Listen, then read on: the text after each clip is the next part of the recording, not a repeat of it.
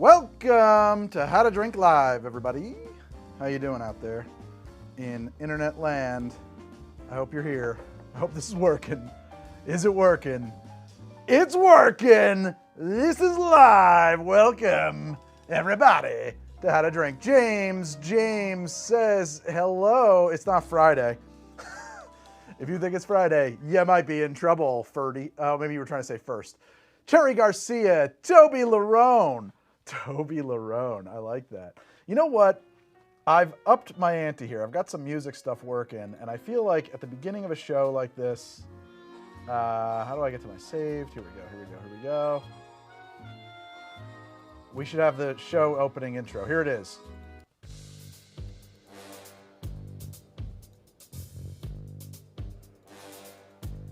I don't know why I thought this would be a good show intro. Yeah! Hey everybody, it's How to Drink Live! Check it out! Ooh, back in the day I used to be able to push a button and have all kinds of graphics come up right now. I had a whole animation built around something like this. Like, just imagine it. Just imagine like there's city streets, it's the 70s, it's New York, I'm like smoking a cigarette, I'm looking really cool. Hey, you caught me on the sidewalk there with a sandwich in my hand. I'm coming out of the subway looking nonchalant, and it's the show, everybody. Here we are on How to Drink Live. I am a normal person. This is how normal people behave. Wow. Sometimes I forget that I'm actually talking to people. Hello. Oh, I've never actually seen Game Changer. They use a similar piece of music? Okay. I'm going to throw some bitters in my soda.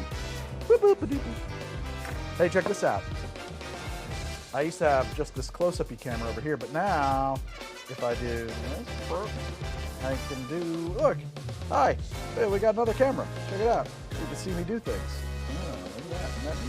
Isn't that neat? You want more cyberpunk? Have I got news for you? I actually don't have anything cyberpunky in the works right now, but I will. Actually, I kind of do.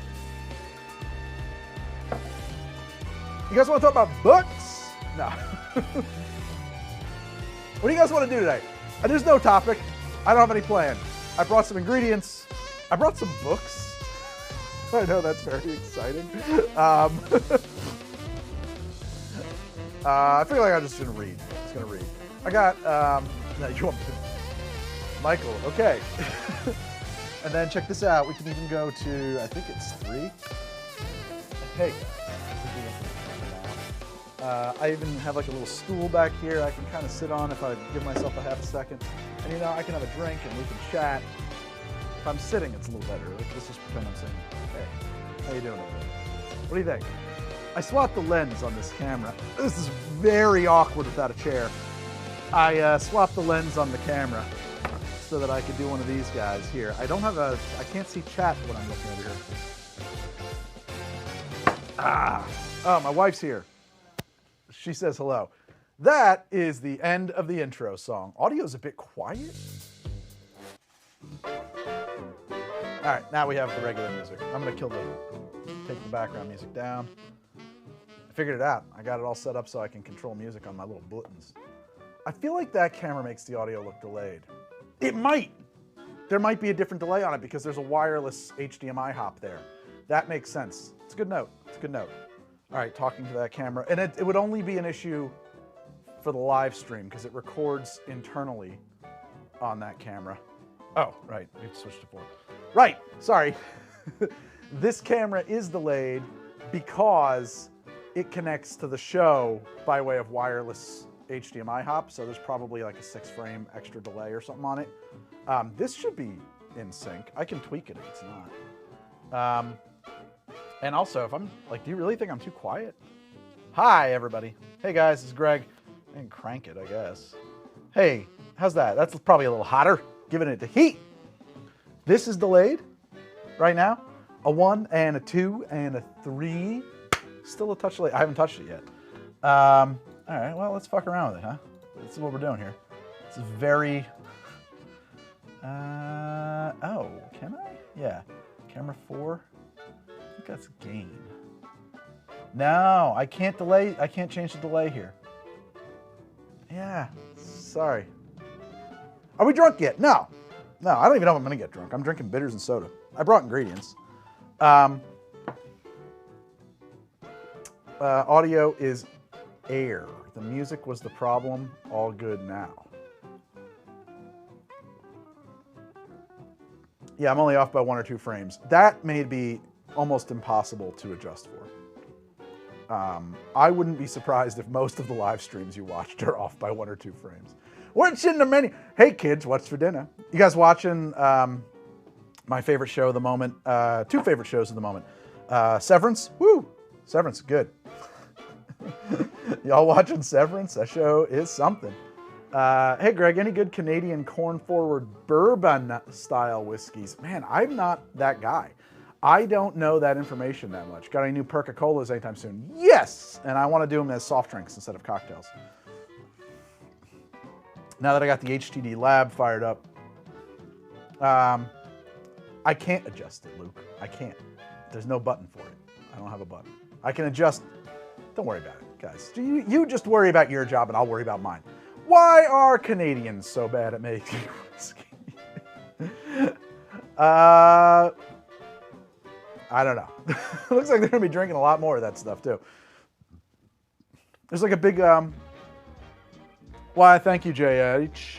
Yeah, there's like a big boycott coming down from Canada, and I can't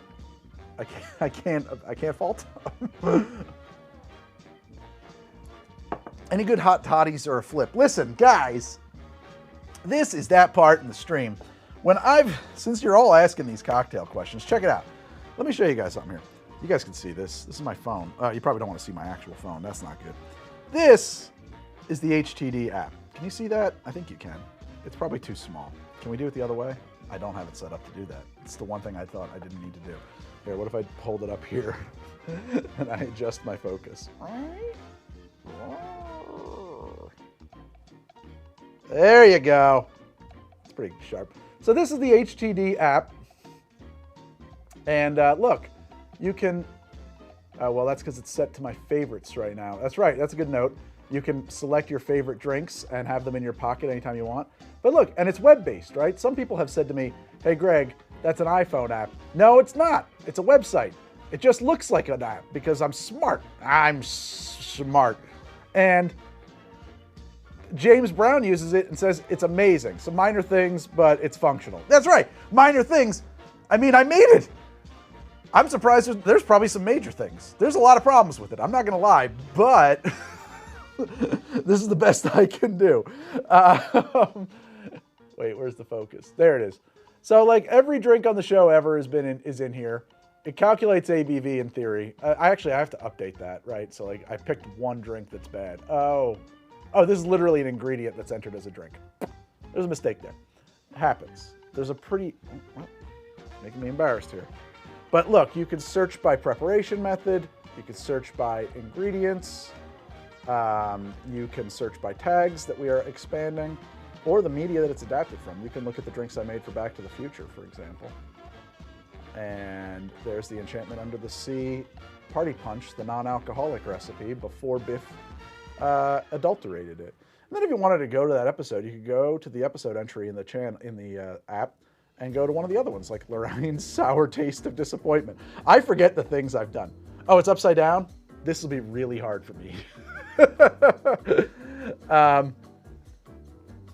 And then I could add it to, we could suggest changes. That's a new feature. That's actually a little processor intensive. We want to stop doing that. Save changes, I guess. I have no choice but to save them. That's so that you guys can help me fix some of the data in there. And then we could take that drink and I can add it to my keeper. And then I can go back to drinks as I navigate this upside down like a high school teacher or something. Let's try and keep that in focus, Greg. And then if I go back to episode, wait, I'm upside down, guys. This is really hard. But look, now if I just hit only my favorites, you'll see, oh, and then I cancel that. Those are the drinks I've had favorited, and I just added that one. Now you can keep your favorite drinks right there in your pocket. Isn't that great? I think it's great. I love it. And if you want access to it, you have to jump on my Patreon. You get that in the link in the description of this video or at htdapp.com. Does it have milliliters? Not yet. It can have it. That's a front end change. I just have to add that in. The data Is it? Wait, hold on a second. Let me check. It might even... It has it... Okay. All I need to do is add a switch so that you can switch from ounces to milliliters. And then it has the data. It just has to be... I have to set it up to surface it, basically. I always just translate ounces to 30 mils. Yeah, I mean, like, it's a very easy translation. An ounce is 30 mils. You could also just think of them as parts, you know? If an ounce is 30 mils, half an ounce is 15. Quarter is like 7 or 8. You get to pick. Greg can rebuild it. He has the power. I don't need to rebuild it, happily. I'm a college instructor, still have overhead projectors. They're great. I bet they are great. I bet they're very useful. My wife is stuck in a bee's knees rut, so I made her your between the knees riff, and now she's got a new favorite cocktail. Todd, I hope it... Never mind. What is your favorite single malt scotch? Man, I don't have very strong opinions on scotch. I've liked Glenfiddich. I think that's a single. I've liked Glenfiddich a few times. Yeah. So, gang, should I make a drink? So here's some books. Oh, let's get this guy focused back up again since it's out. I always forget that I have a monitor right here for this guy. There we go. Razor sharp. Books, y'all, books. Things I'm checking out these days. Let's bring this guy back in. Sorry, this is gonna have to be pretty small. I guess I could dial it up if I wanted to. I just picked this guy up. I haven't read it yet. This is Juke Joints Jazz and Juice. Juke Joints Jazz, Clubs, and Juice. Cocktails from 2 centuries of African-American cookbooks. Very excited about it. It was recommended to me by a comment. This is totally some nerd stuff. And I just got it. I haven't even really opened it yet. It looks awesome. And it's a topic that I'm really glad I'll be able to spruce up on. I would love to know more about, like, because Bullock? I think Bullock was his name. I forget his name. One of the really kind of foundational cocktail books was written by an African-American bartender. And historically, bartending throughout the golden age of bartending, or maybe just prior to the golden age of bartending, was sort of an African-American man's profession. It was one of the places a freedman prior to the Civil War could make decent living. My understanding is that got much harder after the Civil War, actually, because then we came into this weird thing where they were taking jobs from white people. Racism. But foundational stuff for the world of mixology, and I'm really glad somebody put a book together that I can now kind of finally get some info on.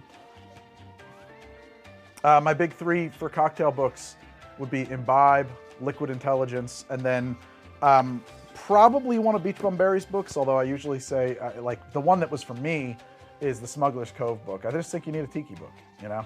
And I finally picked up Beach Bum Berry's Potions of the Caribbean, or Caribbean, if you prefer. I think Caribbean is actually more correct. I have yet to really spend any time with this. It's beautiful. It's lovely. Somehow or another, the Smuggler's Cove book was my first tiki book, and I just kind of held on to it, and it's my jam. But, like, of course, Berry is Mr. Tiki, so I really should have had a couple of his for a while.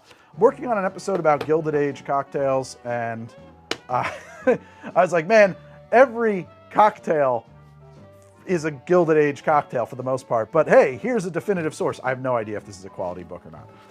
I just was like, there's source material. I could say these are the Gilded Age cocktails. Like Champagne Plus is basically the answer to that. But a book I picked up. But the book I'm most enmeshed in is Weimar Germany, Promise and Tragedy by Eric D. Weitz, the most recent edition. Can't recommend it enough. It's dense. There's about 200 pages of citations in the back of this bastard. And I'm really, really deep into this book. Every second I read it is more horrifying and familiar than the last. Don't make it political, Greg. Don't make it political. But yeah, good book. Probably going to do an episode with it, actually, which sounds crazy. Or maybe even a series of episodes. Uh-oh, what's going on here? Did that work? It worked, right? Yeah. Ooh, citations. Oof, the Weimar. I've also been corrected by the internet. It's not Weimar, it's Weimar. Except for the fact that I'm speaking English, and I always feel like you're kind of an ass if you just like slap on an accent so you can slip into another language like that. I don't know. Any updates on Gregory? Yeah, man, I had a breakthrough. I had a real breakthrough on that. I just have to get back in front of the camera and finish it up. The missing ingredient was vanilla and its cousins. I don't know how I missed that, but I figured it out. The thing we're going for is essentially a very bitter grapefruit creamsicle. Did not notice that until like a week or two ago. Yeah, too late for politics. You made a communism versus capitalism drinks episode. I get versus the drinks. It's if anything, it's an episode that says, "Hey, totalitarianism, that's bad." That's that combo. I don't know how people watched that because there were a lot of comments and a lot of comments that got held, and people who thought I was. It's amazing. It's amazing. I was so annoyed. People were like, "Oh, Greg loves the Soviet Union." No idea where you got that. No idea where you got that from. Oh, right now, Greg, now you make a video about Russian mixology. Very curious. Like, I don't know what to tell you, man. It's just making the content. It's very annoying that I can't open my mouth, man. It drives me fucking crazy. Yeah, can't talk about anything. No matter how careful you are. I don't understand anything about anything anymore. But yeah, I kind of want to like do more and more. There were people, there was definitely like comments where I was like, there's no fucking way you possibly read this. There's no possible way you watched. There's no possible way you watch this episode if you think that my position is that the Soviet Union is awesome. There's no fucking possible way. D&D actual play. Droid with a 1. Droid with an 01 in it. There's no, you're not, are you Jesse? Is Jesse in the chat? Because like that's his Twitter handle or X handle.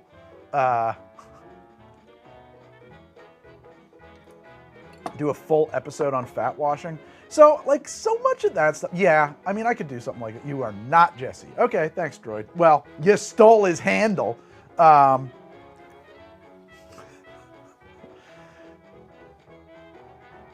I don't know, I've always gotten the head off of offhand comments that Greg has a good head on his shoulders politically.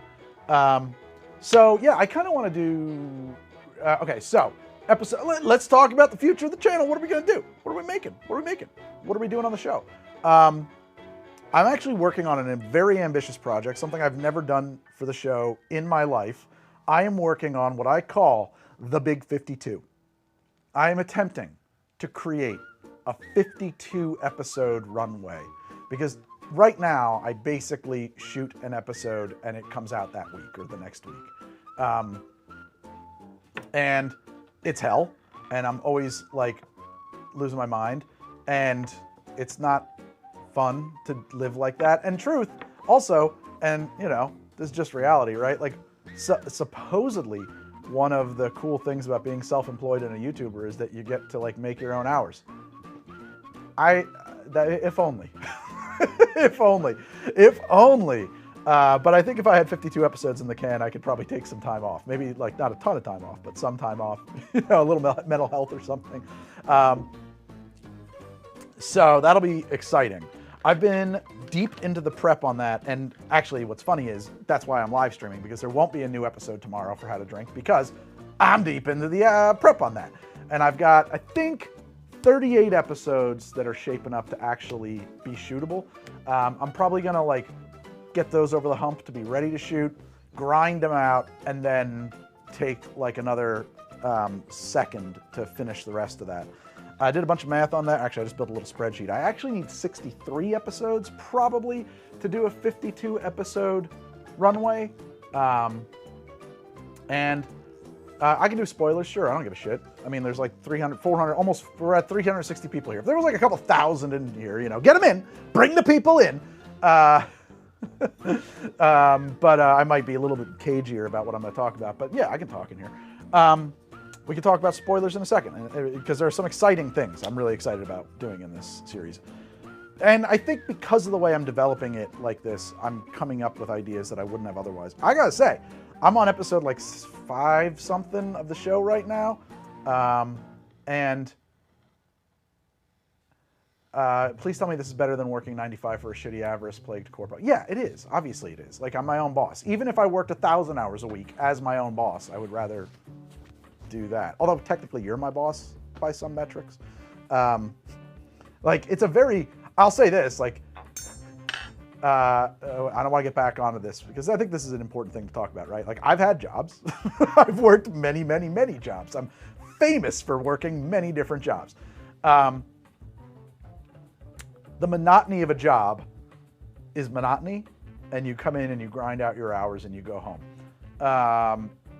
There's not like a lot of extreme emotional ups and downs in that kind of a life. Ooh, boy, man, I'll tell you what, you wanna experience some fucking emotional shit.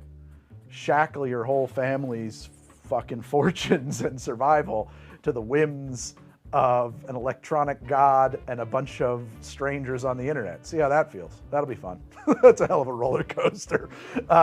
So that's like one of the trade-offs. I don't know. I guess I'd rather have that.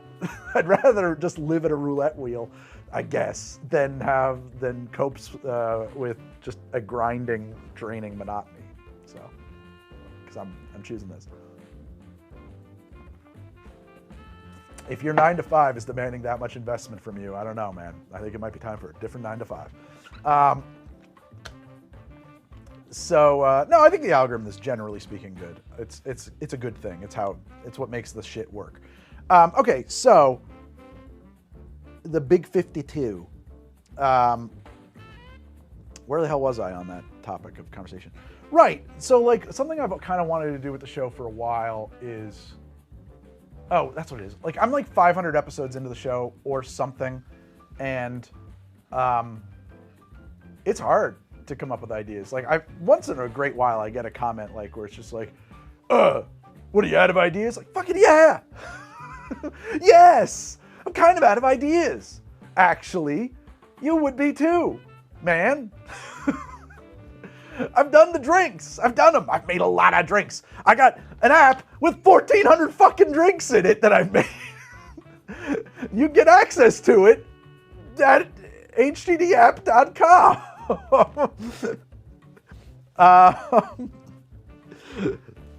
That's not to say that I'm done, but like, you know, you got to expand your horizons a little bit. So fat washing. Yeah, I'd like to do that. Some of the, like, let's just talk YouTube biz for a second here. One of the things that's really hard is trying to figure out how to take something like fat washing and give it broad appeal, because I need broad appeal. Like, making a show here that appeals only to cocktail nerds, it's a very small audience, honestly. And it's very, very hard to make a living that way. You know what I mean? Like, you kind of want to swing for the fences in YouTube because you're going to miss a lot anyway. And so swinging for the fences, at least, like, whew, man, something like a little banger now and again is very nice. It makes it work. I have to say, controversy or not, my USSR episode, doing pretty good. I kind of knew it was going to do good. I was like, that's fucking golden topic. That's just so good, and it's just going to be so clicky, and the thumbnail is going to be good. And I also knew that the Western Powers one was never going to perform as well. It's basically a remora off the back of the other one, and that's true. It all worked out that way. I'm very seldom in that correct about how things are going to work out. Have I ever thought about having guests on the show to bring in new recipes? I would love to have more guests on the show. Guests are a bitch to coordinate, and it is. It's just a bitch to coordinate. Additionally, it doesn't do much for draw, right? Like, the episode I did with Brennan does okay, but it was not a banger at all. For example, watching from Cutter. Don't get caught. I don't know what the deal is with drinking on Cutter, but not great. So, like, yeah, it's hard to come up with high concept, broad appeal stuff that has alcohol in it, especially since so many of the youngsters are turning into squares. I have a viewer submitted episode. Yeah, I could do more of that stuff too. Episodes with Leandro are instant click for me. The one episode I did with Leandro, I actually have an episode that I want to do that would be all collaboration, but I wouldn't need anybody in the studio. I kind of just need like video input from other YouTube creators.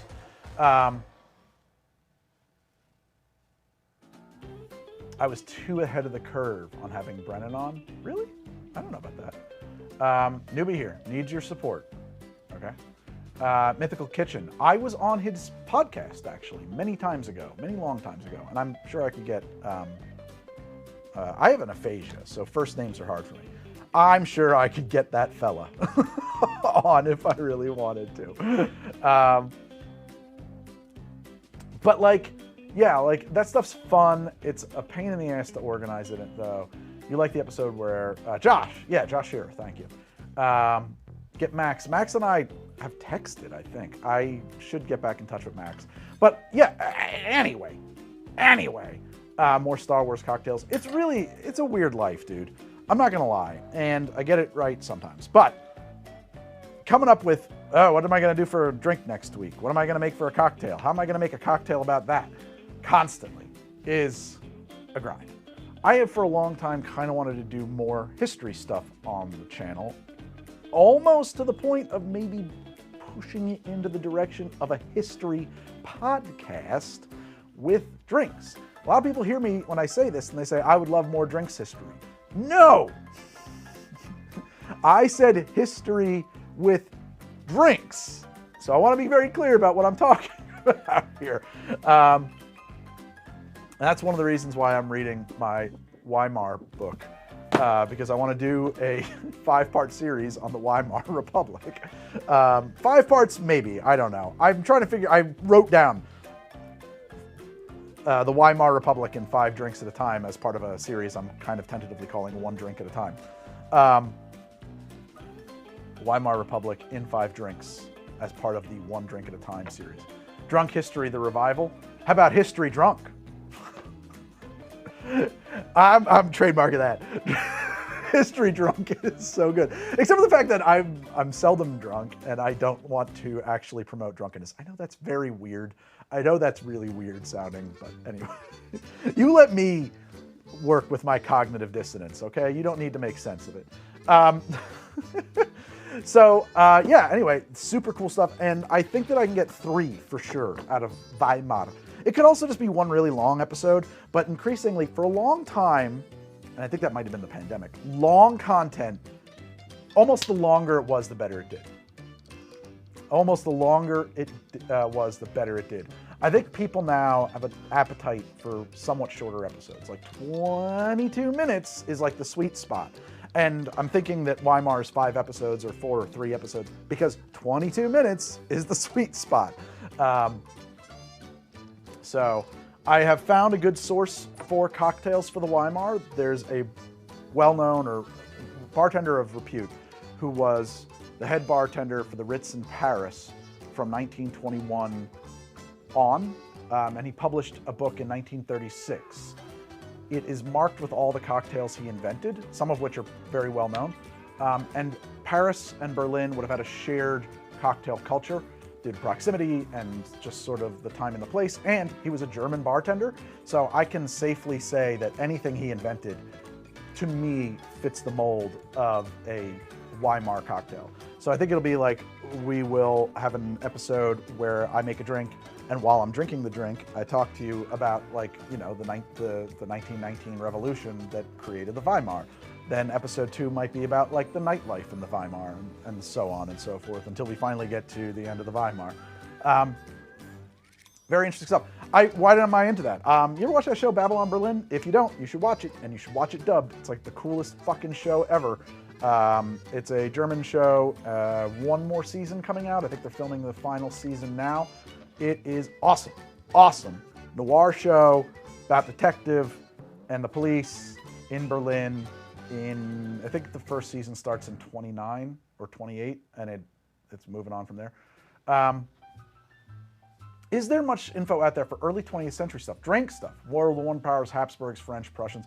I mean, early 20th century stuff is all of the drinks. The problem is that for the most part, the drinks are the drinks you know. Martinis, Manhattans, you know, like that was the same issue I had with doing cocktails of the Western powers. I don't know. Sometimes I don't edit as clear as I think I am, but like my problem there was like, well, the cocktails of the Western powers are the cocktails that you know. What are the most popular cocktails of the Western powers? Guess what? It's a daiquiri, it's a martini, it's an old fashioned. There's nothing there. You know, we need to have something. Maybe it's not the most popular or the most important, but like it's a thing that was unique to that time and place. That is hard to find, but it's doable. This book that I found, I wish I could remember the name of it, and I can't off the top of my head call to mind the name of the bartender who wrote it either. Came out in 1936, Ritz, Paris, barman. I'm sure you can find it, and if you know what it is, hit me with it. He's got a lot of stuff that was like, I think it makes sense to call it the Weimar cocktails. Then I'm working on, so what episodes am I working on in my Big 50? What the fuck? Yeah, somebody just said, let's make a drink. I came in here thinking, I'm not going to have a cocktail, but you know, I think I am. I feel like having a Mai Tai. But you know what I also considered, half the reason I brought this book, why don't we just pull something out of Potions of the Caribbean? Wait, or one of the, all right, let's just flip around and see what we got in here. I don't want to beat a Rita. Right away. No. Hang on. Let's do pip one in, and then let's see if I can rotate that camera. I bet I can. Software control, switcher. Oh no, you don't have a fucking rotation control? No way. That's crazy. That's crazy. Maybe I can do it on camera. Camera, you are camera one. Yeah, can I move you? Nope, I don't have crop or rotation on this A10 mini switcher. That's lame, dude. That makes my life really hard. Dude. Oh wait, there is a rotation control, but why can't I actually use it? Huh. It's weird. Is it grayed out?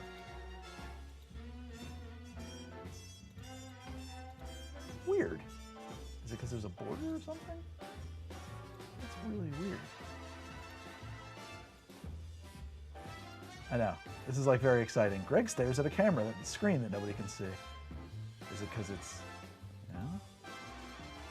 That's really weird. There's a thing there for rotation.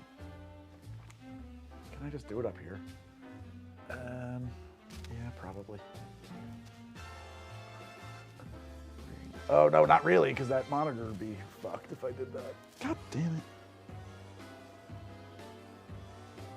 Same trouble with the gain on your mic. What are you talking about? What's wrong with the gain on my mic? You can't hear me? Am I quiet? This is the same shirt in the first episode, yes.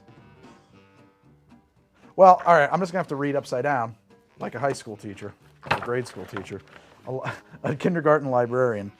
All right, Beta Rita. Hibiscus Ricky. Of course, the old-fashioned. Angel's Tip. I'm sorry, you're losing points for that. It's an Angel's Tit. Shandygaff. Cosmo. It's weird. Why would that be in there? Huh. Is there like a...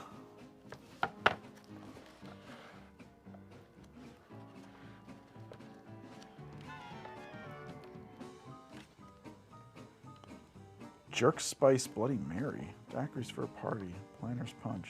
Peach Sangria. Bowl of eggnog. Blackberry Ginger Bourbon Smash. Oof.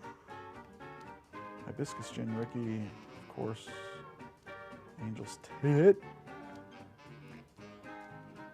I don't have a review for this book yet. I hope it's full of stuff that's like really... I mean, these look like pretty standard fare. Is there stuff in here that's just like truly unique or something? Well, let's do something else. Let's... I'm gonna have to spend some real time actually reading that book. Hi from Japan. Hi-yo, hi-yo, hi-yo. What the fuck is Greg up to this time? Greg's gonna make a drink. I don't know what I'm gonna make. How about the Derby Tropical? Nah. Mojito Calibrio. Let's make it so you can see it. What a beautiful book. I love this book. Ne plus ultra? I can't do that. La Florida. What's in it? Cuban rum, vermouth, creme de cacao, lime, orange. I could make that. I don't know if it's really what I want to have right now. I don't have any Cuban rum. He has a note on page 83. He probably has on 83. Here's what you should use instead.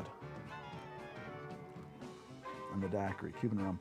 Strained daiquiri lives or dies on the rum you choose. With a standard white rum, it's merely spiked lemonade, but with limeade. But with a top shelf Cuban or Cuban style white, blah, blah, blah. The original was Bacardi Superior Carta Blanca from Santiago, an exquisite but extinct expression. Ironically, today's Bacardi Superior White no longer has a place in the drink that the Bacardi made famous. But in 2011, Bacardi redeemed itself with its 1909. Yeah, I know. I don't know if I can get that. I was looking for it recently. I got to hunt that down. Find me a drink, baby. The tiki bowl. Oh, the Mai Tai. Sweet, gorgeous Mai Tai. What recipe does he give here? Ray and Nephew 17. Impossible. Orange, Cusao, or Jeet. Yeah, actually, that's the same recipe I use, except for the Ray and Nephew, which you cannot get. A Caribbean. Coca-Cola. Nah. I'm being so bad. I'm just like, I just think I just want to drink what I want to drink. A Pétillon. Benedictine. All right, man. I'm just going to make the drink I want. Appleton 8 and 12, you think, for the for Mai Tai? Linky-dink. Falinky-dinky. I'm over off a camera. I'm looking for some rummy-dum-ba-dum. I got it. How about Appleton 12? All right. Let's make it a drinky-dinky-doo. Oh, what happens if I do that? Hang on. Kloss. Scrubby-dub. I put a crazy lens onto the close-up. Oh, I kind of like it. It's fun. Ooh, let's load that.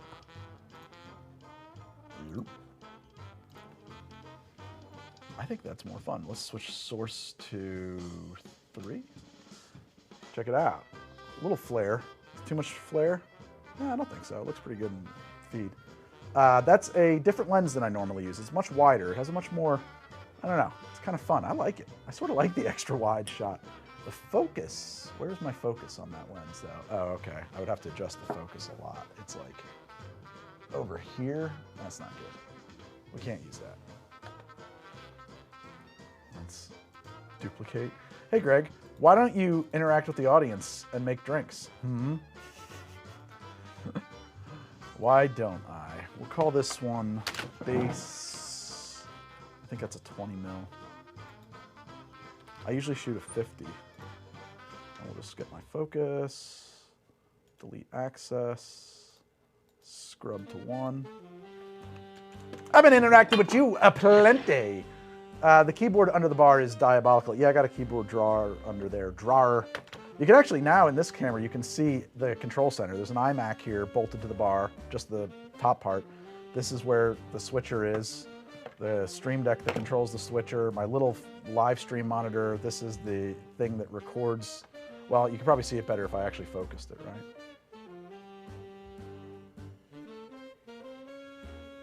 There you go. You can see all this stuff down here now. Anyway, let's get our focus right around.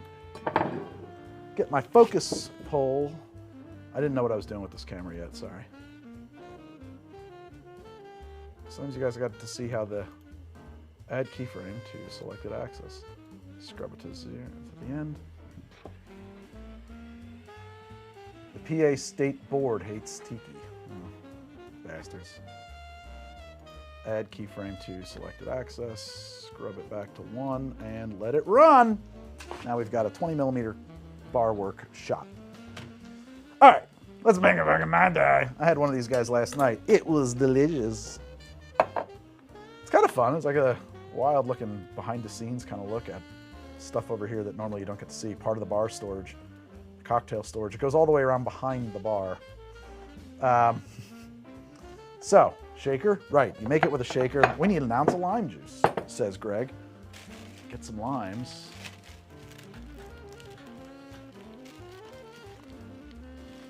Oh, now your screen's in the shot. Yeah, that's all right, who gives a shit? It's not like it's full of sensitive data or anything like that. I don't think. Nah. Jigger? Ah, hidden. Hidden.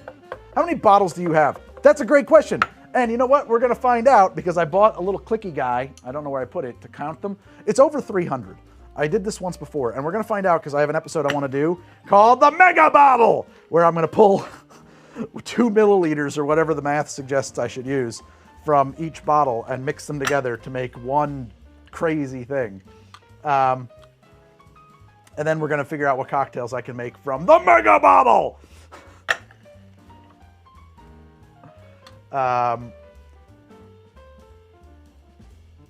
For all 150 Balatro Jokers. I don't know what the fucking Balatro Jokers are. That will be a fun video, right? The Omni-Tail, I like that too. So let's talk about the big 52, which I'm not even a comic book fan, but like in my brain it keeps thinking the new 52. And I don't even know what that is. I just know it was a comic book thing. That's an ounce of lime juice, for those of you who are keeping score. I'm going to take what I presume to be the last half an ounce of we need more drinks. I know. There was a thought, Meredith and I were like, well, maybe this will be good for business. Half an ounce of Curacao.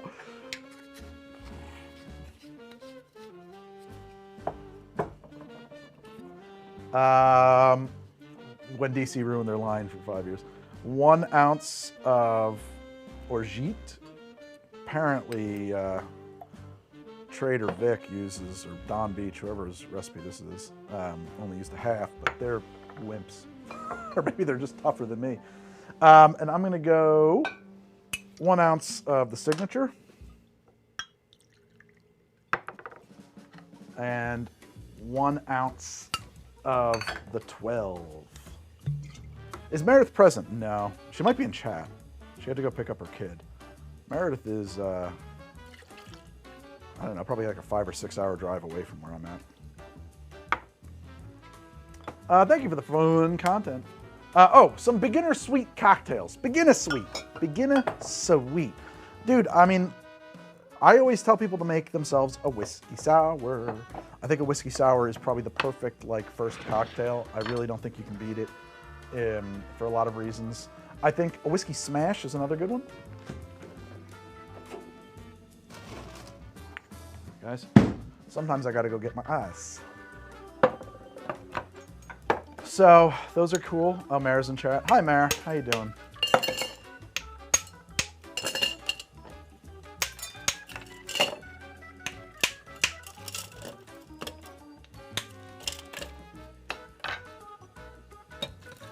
Guys, don't tell my wife I'm drinking Mai Tais. In here.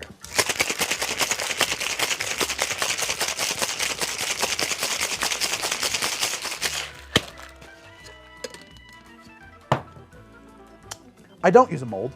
I have an ice service because I do this professionally that I pay to make 300-pound blocks of ice and then cut them on a bandsaw into those. If you consider how much ice I go through on the show, there's no fucking possible way I could make enough ice for the show. It'd be impossible. Why no Mai Tais? Because they get me drunk.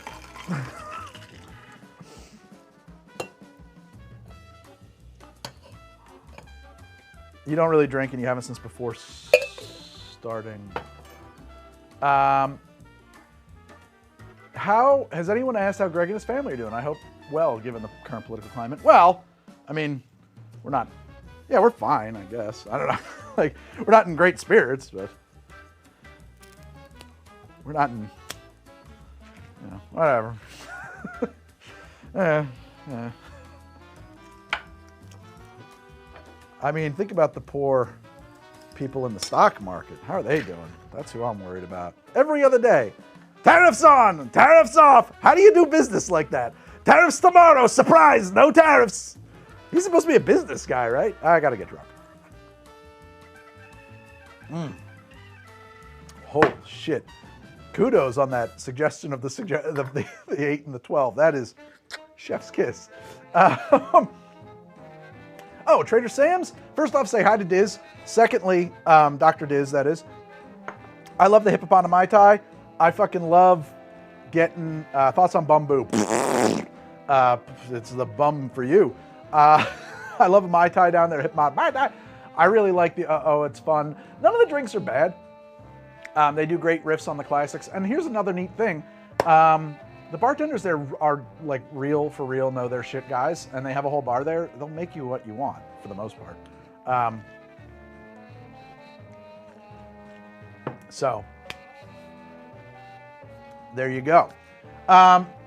If you have to ask, it's too early. You have a name at we can't be friends. I don't know what that question was about. Where do you go for the jazz in the background in the show? Epidemicsound.com, actually remarkably affordable. I feel like it must be made in a sweatshop or something. I feel awful for the price we pay for the music, but I mean, it's like industry standard. Jump on there, get the music. There is zero reason for you to be, if you're making content, there's no reason for you to be like stealing people's music for it.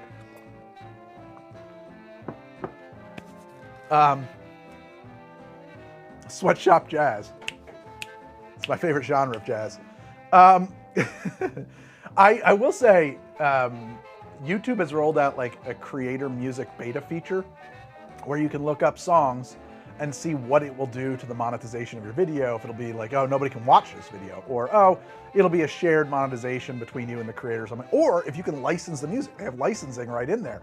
And so I was looking to see what I could license because I want to do the Weimar stuff, and I was like, wouldn't it be cool if I get some of that really awesome music from Babylon Berlin? It's fucking insane. The show is so good. You have to see it. It's also very enticing. Look, I'm a guy. I don't know what to tell you. But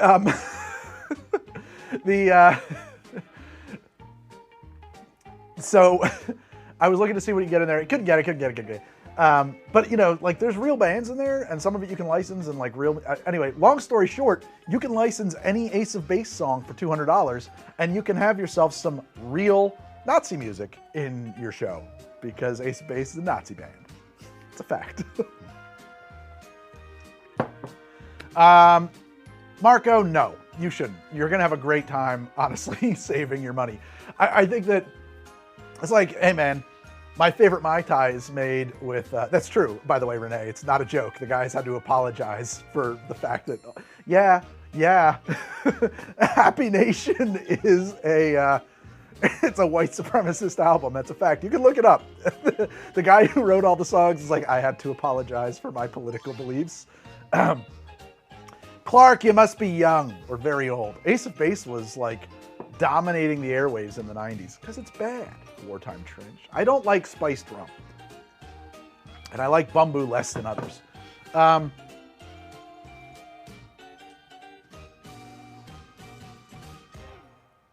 Favorite drinks of famous musicians. Interesting. I'm wilting. Do a series on distilleries nearby.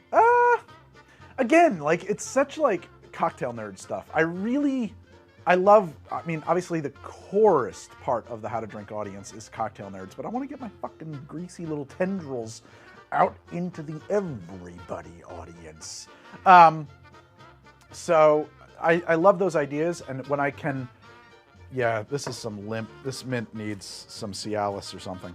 I love the idea of doing stuff like that. It's like, let me put it this way. That can't be the package for the episode. That is the content of the episode. But like the package, like there needs to be a reason to go to the distillery that isn't, today on How to Drink, we're going to visit a distillery. You know what I mean? Like, think like Mr. Rogers. you know. So first off, the Mighty Cutie. Hello, Cutie. Thank you so much. You recently realized you don't know nothing about alcohol from Africa. I don't know much either. There's a little bit of alcohol I know about in North Africa, which is Mahia. I did an episode on that. It's a brandy made from figs. That's about as far as it goes. I need to look more into that. Madeira wine is the only thing you know of African spirits. That's interesting too, but I don't, is Madeira African? I don't know if that is. Do I like Dominican rum? I think so. What rum do they make in Dominica? Oh, you know what's funny? I actually have, a company sent me a bottle. It's like an Agricole from Dominica, I think. Yeah, I think Madeira is Portugal, but it might be Moorish. Maybe that's what they're going for there. You ever heard of creme de menthe? Of course. Have I ever experimented with it? Many times on the show. Here's the thing. If you get the HTD app, as I switch to my overhead camera here, I want source 2, source. Look at, oh, those are my kids. You can't see that. That's not for you. If you go in here, and I hope I'm right, we should be able to just search for drinks that I've made, and you can find out exactly how much I've experimented with it by ingredients, and go down to creme de menthe. Meredith's like, don't do this, Greg. It's not going to work. Interesting. I'm not seeing creme de menthe. It might be under... what are the other names for creme de menthe? Why can't I think here?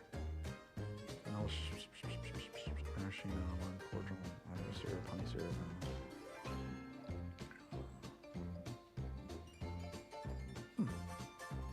Oh, that's because that's just base spirit. That's right. So we have to go down to the cores. I see now. I don't know how much this is even in the shot.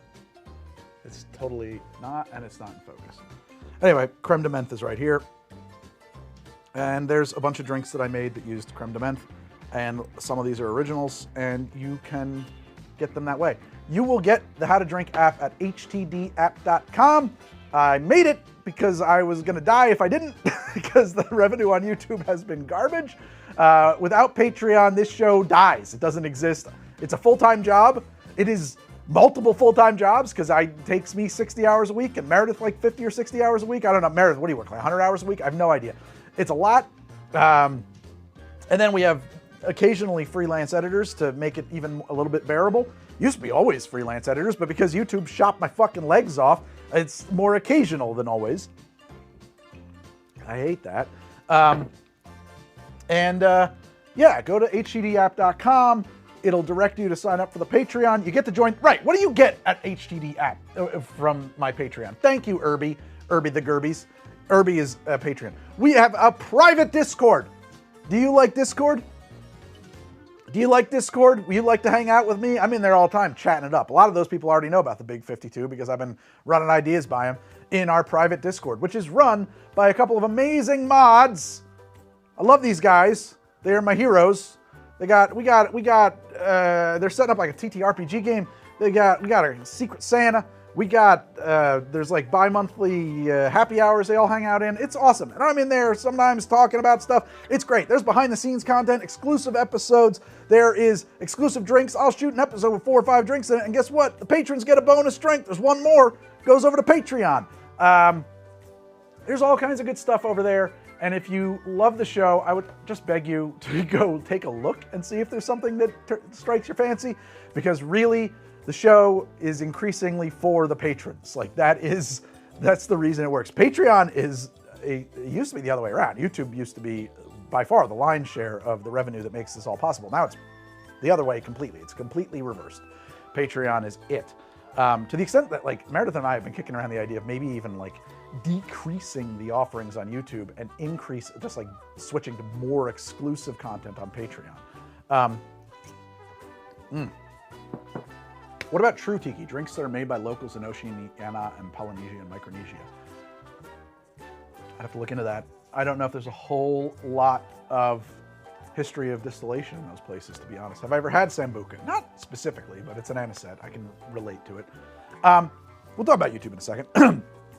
So there it is, my pitch for you to shower me in your sticky love. So that I can keep making this show work. All kinds of good things over there. Or not. You know, if you're not into it, that's fine. I'm not offended. I just think, you know, please take a look. If it works for you, it works for you. Go ahead and check it out. Okay, so let's talk. My bud is Cuban and he swears on spiced rums and vanilla Coke for his. I mean, that doesn't, you know. Patreon, if you donate $100, Greg will send you a piece of his old liver. Oh, come on. I don't know if DJ Drax a friend or foe. I don't know. I drink a lot less than people think I do. I know that. It's because, like, you don't see when the cameras are off, because how could you? Just like you thought your math teacher must just do only math. But I gotta tell you what, she did a lot of other things. She got into some hot shit on the weekend. And even after and before work, she was up to some stuff that wasn't math. It was only to pay her bills. This is only to pay my bills, guys. To be honest, as I get older, I don't even really like drinking all that much. Just facts. But, you know, it's a job, baby. Whew, delish. It is tasty as hell. I'm not feel like shit in half an hour, though. The audio and video are async somehow. Guys, it's live internet stuff. It's Sebastian. It's true. I only drink on the job. That's right. So, kinda. Not really, but kinda. So, hit refresh. There you go. That might be it. It might be your browser. So here's some things about YouTube, right? People are asking me, how did YouTube screw you? Not really, but kinda. I don't know. It's a couple of things, right? Demographics are shifting. The pandemic was banger. I didn't realize how much it was the pandemic driving How to Drink, because How to Drink really did start to take off just prior to the pandemic. And so I just thought it was all business as usual. And to some extent, I do think it probably was. I just think that the pandemic couldn't have been bad for the show.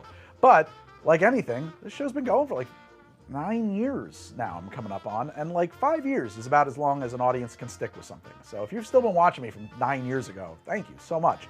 But like I you know, 5 seasons of the X-Files is enough. So I get it. People kind of age out and move on, and there's not a lot of people behind them. I don't know. And then there's the stream, you know, short content stuff, yada yada, whatever. The audience has been diminishing. Views have been diminishing. Revenue has been diminishing. But as of January 1, 2024, a year ago, something crazy happened, because I think that Google switched on a new page ranking algorithm. They handed it over to some new mathy brain, because my impressions literally is just like a shelf. It's just like, so that's not good. But yeah, but like pandemic is how I found it. Yes, but like I'm telling you guys, it doesn't matter. But How to Drink was like, the growth from the pandemic, from before the pandemic, was pretty linear. So it's awesome that that's when you found me, but it feels like it might have just been a coincidence to some extent. Anyway. This is a trend you've seen on a lot of YouTubers with long-running channels. It isn't you. I know it's not just me. And I'm not upset about it. And I wish it wasn't true, but it is what it is. So, you know, I just gotta like cope with that shit. But I don't really blame YouTube for it. There's no conspiracy. A lot of people get very conspiratorial about YouTube. Well, why, like, you know, this guy says that they're being suppressed. They can't prove that. They can't prove that. And the reality is that their stuff's not monetizable. It's not monetizable. You know, that's just what it is. How many of us missed the deer in the back? Deer is, oh, it's actually over in that other room. We put it up because it was over there. We stuck it in the other room because my daughter wanted a Gravity Falls birthday, and I thought I could kind of like do a Mystery Shack thing as part of it with it. How to Be a Great GM has a video about his chat with YouTube. I have had many chats with YouTube, because once you get over 1 million subscribers, you get to have chats with YouTube. They're not very useful chats. They're not very useful. What about a behind the scenes episode? Like a making of the show. I actually tried to shoot a bunch of that, and it was very tiring. It's really hard to shoot, you know, like yourself doing your job and then also edit it. all of these things back here are like the drinking horn, as someone is commenting about. They're all kind of become artifacts from the show. So yes, Pit Soda is in my list. Pit Soda, it's actually Pit Cola, by the way, is 100% on my list of things to do with the show. It's on my, I have a whole soft drink thing. Hey, why don't we talk about the Big 52? Let's talk about what's in there for a second. I can chit-chatty about that stuff. 463 people watching this live. That's a good number. I like 463. Hold on. We should change playlists because I've had a drink now. So we should go to my Wacky Drunk Times playlist. We'll probably switch it back. All right. I'll just pull it up. Mail. I like this track. The Big 52. Here we go. All right. Here's what I can tell you guys. This year's Christmas episode, I've already planned it. Christmas in the Islands. We're doing Caribbean and tiki Christmas drinks. I've got that's part of my World Drinks series that I'm working on. I have an episode on drinks of South America, an episode on drinks of New Orleans, because it has probably a cocktail culture the size of all of South America's cocktail culture. I'm working on drinks of the Caribbean. That's obviously going to be pretty easy. I just haven't written it down yet. The Beverly episode, where I re-adapt Beverly into Gregory, that's on its way. I have maybe a 3-episode series on the Golden Age of Hollywood, and doing drinks from the Golden Age and inspired by the Golden Age of Hollywood. THC cocktails. That's right, you heard it here first. We're getting stoned. I'm doing stuff with the C, because that's part of a series I call Mixology is Dead. So we're going to do, as part of that, THC cocktails, which is pretty exciting, actually. We're going to do functional drink. I don't know if you guys know what the term functional drinks are, but it's some bullshit. And then we're going to do non-alcoholic cocktails and a review of non-alcoholic beers. That'll be like separate episodes. People are talking about the THC thing. Oh, whoa! Hello! Happy to keep watching wherever the show goes. My greatest wish would be an Anthony Bourdain-style show where us Patreons just send you somewhere fun in the world to report back on. Anthony Bourdain lived a life I don't envy. My wife and I have been watching it a little bit because we are fantasizing about other places. I don't want to live like Anthony Bourdain. I also have a real serious problem with airplanes. I'm reading a book about trying to get over that. I don't know if it's going to help or not. I need to get back to it. I probably need a lot of therapy. I got a lot of problems with airplanes. I got a lot of problems. So I actually would consider, I've thought about doing like a travel vlog about around the world on the ground. Functional drinks, can't wait for the Adderall. No, functional drinks is this bullshit. It's like, basically it's adaptogenic drinks. It's stuff that they advertise to girls in yoga pants on Instagram. I'm sorry to gender it, but that's what it is. They put things in it like Damiana. I actually bought them all so I can make drinks myself with it. Damiana, ashwagandha. There's like another fucking one, I forget, but they like say that they do all these things, but like between the lines, they're all supposed to just make you horny. That's what they're for. Anyway, moving along, bottling mojitos is a thing I'm going to work on. Blending the wrong cocktails, like making blender drinks like from old fashions. That's a thing I'm working on. The mega bottle, that's a thing. Carbonating the wrong drinks. Carbonating drinks that shouldn't have been carbonated. All fun stuff.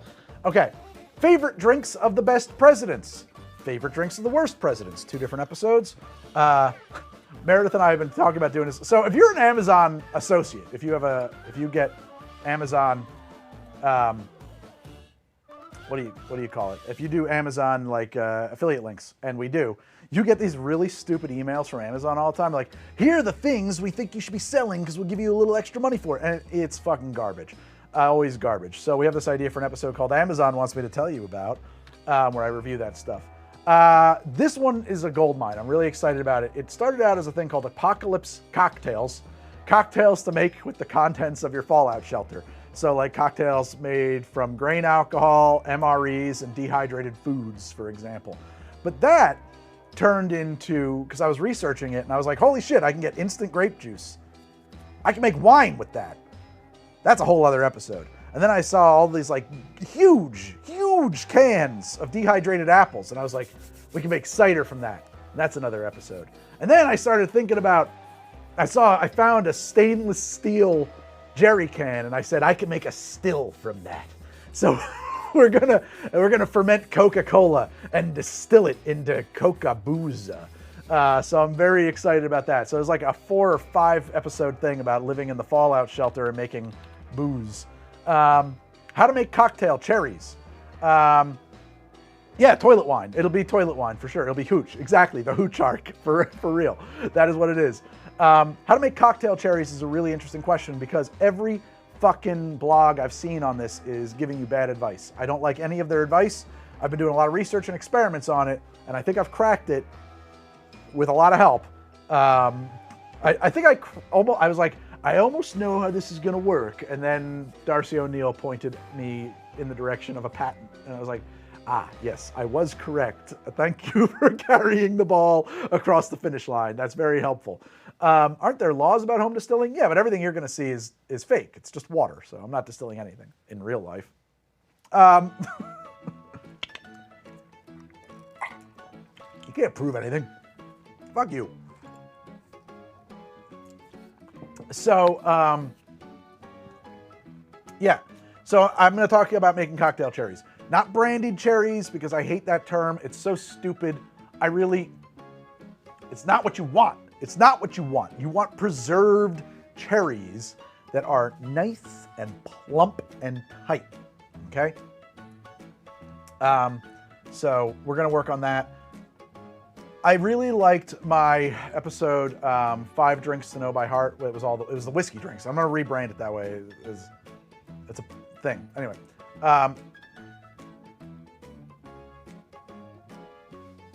But the color out of biker, what you're going to see me distill is distilling water. It's fine. So anyway, I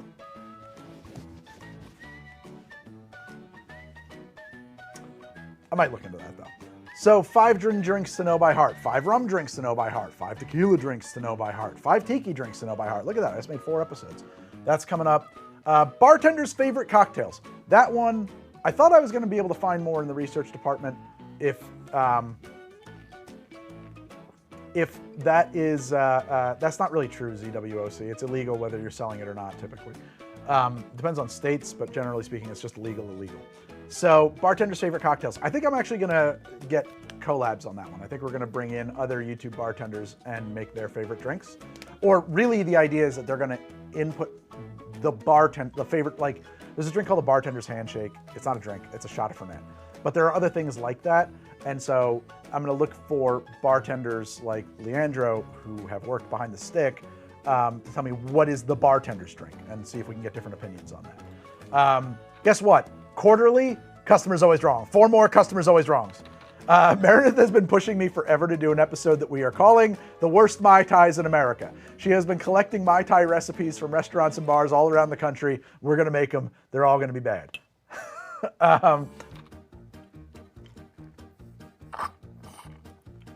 Then we get into stuff that I'm still working on, like history of the Weimar in 5 drinks, Prohibition in Havana in 5 drinks, history of mixology in 3, 4, 5 episodes, and then a review of my favorite cocktail books also. Ordinary Sausage. I don't know who Ordinary Sausage is. I don't know anything about Ordinary Sausage. So that's what I'm working on in the new 52, the big 52. This Mai Tai is empty. That fills me with a little dread. But that's actually only about 38 episodes right now. So I need to crank those out. I'm gonna try to do at least 5 a week. That's gonna be hard. But I'm gonna try. And then I'm a guest distiller at a local distillery so I can distill at their location under their license. That's cool. The saddest, it's the limpest. This poor mint, it's really not fair. His wife left him over this, and he's just, the poor bastard. He's been stuck in the same job for 40 fucking years, and they gave him not even a gold watch. They gave him a Casio. And look at this bastard, you know? I don't even know how he gets out of bed in the morning.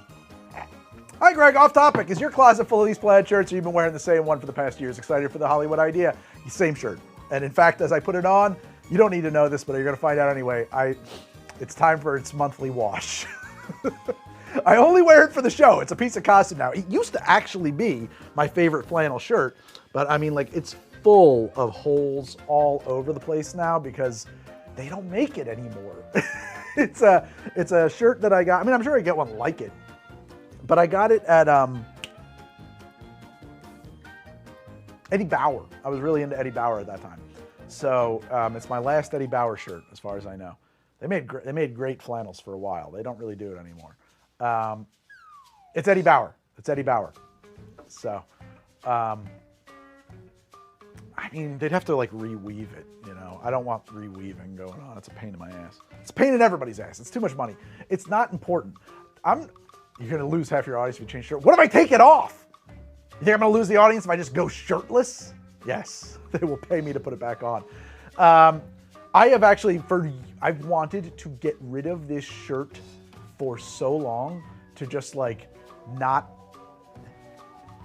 have this be my vibe permanently, because it's a pain in my ass to some extent. I just kind of hate it, but it's great. On the other hand, it's almost a stage name. I feel like I probably get recognized a little bit less because there's only one thing to see me in. Bert Kreischer. Bert Kreischer. What is that guy's deal? Bert. I don't know. First off, terrible way to have a body mic on if you're shirtless. I don't know how he does that. Secondly, there was a minute there when my like Instagram or TikTok feed kept trying to stick me into his podcast, and it was not a place I wanted to be. Here's my super chat to keep the shirt on. James Brown, hardest working man in America. I understand if you don't have the time or don't remember too much about the drink, but I'd appreciate it if you could give me advice on batching for a party some Rebecca Smash. You know what? Here, let's do it. First off, where is MX, the currency? What's the MX? I'm trying to figure this out. MX. Malaysia? Is it Malaysia? I'm trying to think about what that could be. Malta. They would just be euros in Malta, right? I'm waiting. Oh, MX is Mexican pesos. Okay, interesting. All right.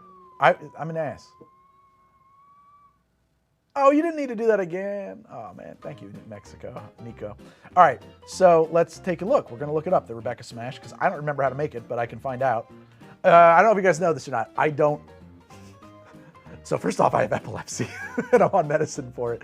So any updates on Midnight Local? Meredith and I have recorded 3 or 4 or 5 new episodes, and we're banking more, and it's coming back. It's coming back. We have decided to become the unofficial official podcast of Night Flight Plus, a streaming service I strongly encourage you to get if you miss turning on the TV at 2 o'clock in the morning and watching whatever the fuck was on. Because I love it. It is my favorite streaming service. I'd never seen Smithereens. Meredith, if you're in the chat, put Smithereens maybe on your list. It's a great punk rock movie. It's so good. So real. And Meredith, the wife and I watched it over the last 2 nights. It was great. It's super cool. Really cool movie. Have you ever thought about joining Nebula? No. So, all right, back to this. Let's talk about this thing. Pip in, source 1. I think we're good. All right. Up All Night. Yes, yes. Thank you, Atomtron. I grew up on Up All Night because when I would stay over at my grandmother, the burlesque dancer's house, she would make us stay up with her and watch horror movies on USA's Up All Night, she would say. We gotta, Gregory, come on. We're gonna play poker all day and we're gonna watch Up All Night. All right, so let's adjust focus here. Rebecca. I know it's upside down, guys, but I'm only human. We don't want that. Oh, I have to clear all my filters. That's why. There it was. It was right there. But now, of course, all my filters are cleared, so I got to do it again. Sorry, guys. Done. Rebecca Smash. Entered twice for some reason, probably because it showed up in a compilation. That happens. There's a mistake in there, but that's okay. We can fix that.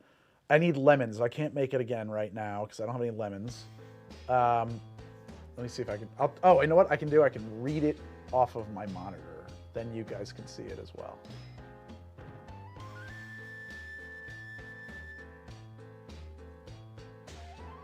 Rebecca Smash. Hold up there, camera. Muddle 4 lemon wedges, 6 to 8 mint leaves in a tin, 3/4 ounce of cherry syrup, 2 ounces of Japanese whiskey. I used Akashi, ice, shake, strain. Okay, so it's a cherry whiskey smash, essentially. It's gonna be tough to batch. That's gonna be really tough to batch because of the mint and like the fact that it's a smash and the crushing and all of that stuff.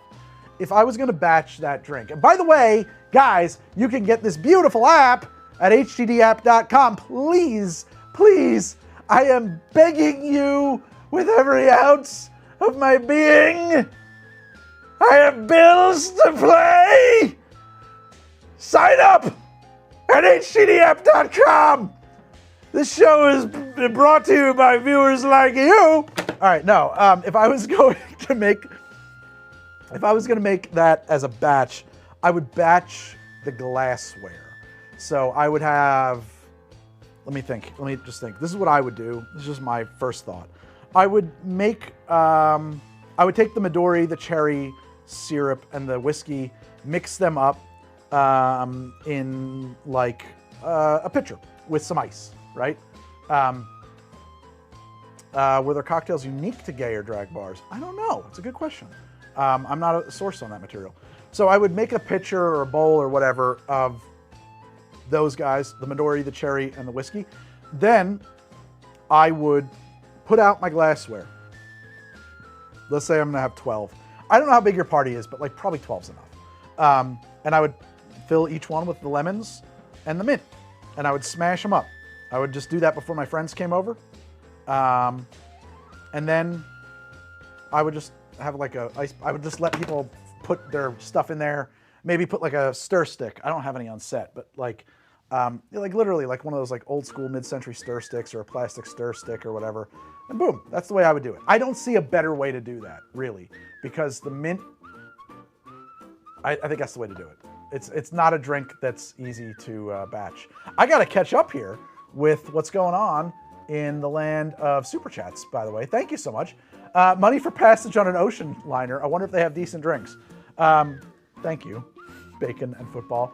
I've been looking into passages on ocean liners. We've talked about it a lot. In fact, there are some really interesting options when you really get creative and decide that your time is valueless. Oh, thank you, Trev Francis, with 5. Is that pounds? British pounds? I don't know if you've ever seen The Maltese Falcon, but there's a great scene in it when Gutman is horrified to find out that somebody was only going to pay $10,000 for the Falcon or $5,000 for the Falcon, not even pounds. Thank you, by the way, Trev. The Mighty Cutie, cocktails unique to gay or drag bars. So I don't know the answer to that. I do know that one of the times I was in Key West with some friends, I ordered a dirty banana, and after ordering it, I remarked as the bartender walked away, "Oh God, it's a gay joke." and not the bartender, the waiter. The waiter confirmed with a wink and a blown kiss. It was a lovely time. It's a really dirty joke.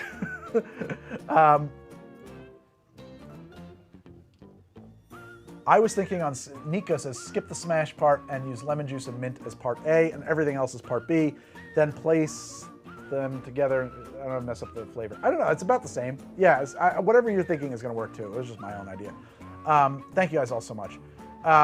Big Sleep over Maltese Falcon. I don't know. There's some major holes in the Big Sleep as a film. Like there's a whole chunk of that movie that does not connect to itself. It's fine. It's a wonderful film, but also you're never gonna get Big Sleep over Maltese Falcon with me because I am obsessed with Dashiell Hammett, my favorite author. I read the shit out of everything he ever put to pen, and I'm just not a Raymond Chandler guy. I'm sorry. I'm a dashy guy. Key West is a very colorful place that you need to go. It is a wonderful place. You should be there. I don't know about your politics. Key West is blue. Although the Keys are fucking deep red. You will, if you're driving in, you will be driving through some very deep red country until you cross that Cow Channel Bridge, and all of a sudden it's a whole different world, man. It's wild. Trev Francis also has a weird thought. If you put every cocktail you've ever made on the show on a wheel and spin and merge whatever, spin twice, and merge what it falls on. That is a weird thought, Trev. We could never do it on a wheel. We would need to use an app for that because, again, as I've explained by building the How to Drink app, I found out that I've made about 1,300 drinks on the show. You're going to Largo tomorrow? I have not spent any significant time in Largo.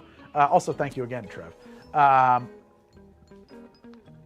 Key West might be blue, but the pro-Trump stuff I saw there when visiting in 2021 is a lot. Yeah, you're talking about the t-shirt shops and stuff like that. And also consider the fact that that's who's down there for vacations a lot.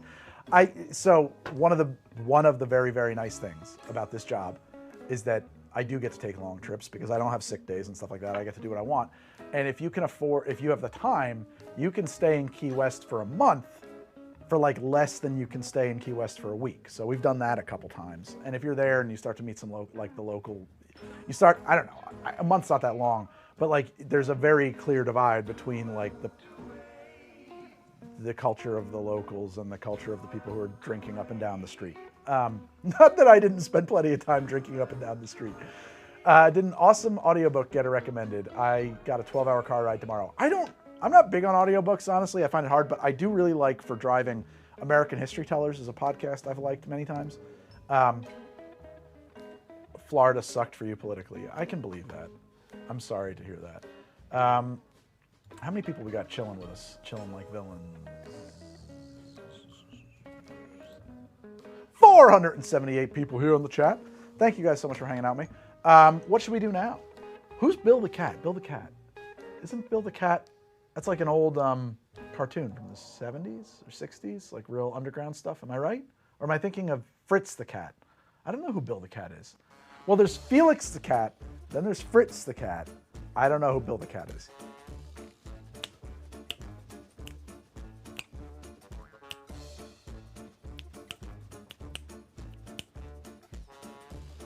I have not had Plantaray cut and dry. I don't know what that is. Comic Along with Calvin and Hobbes came out at the same time. Oh, okay. Have you considered drinks of different regions of the USA? It'd be tough to find definitive information on that, in my opinion. We've talked about doing, Fritz was the X-rated one, exactly. We've talked about, Toonses cannot drive. We've talked about doing the drinks for 50 states. I don't see any way to break it up. So it's going to have to be one episode, and it's going to be a monster. It's going to be just a monstrous episode if I have to make every one of those drinks. I don't know. This is my concern, right? Like on another channel or another thing, like you don't even need to make them. You can just list them. But I think that if you click on how to drink, you expect to see me make 50 motherfucking cocktails. And the second I don't make those 50 cocktails, I'm going to lose you. So I think... shooting drinks for the 50 states requires me to make 50 cocktails, and I really don't want to do it. And I guess if I'm going to do it, I got to jump on it because pretty soon I'm going to have to make a Caesar for our 51st state, Canada. Oi! It's even worse than 50. Oh my God! And whatever the hell they drink in Greenland? Anyway.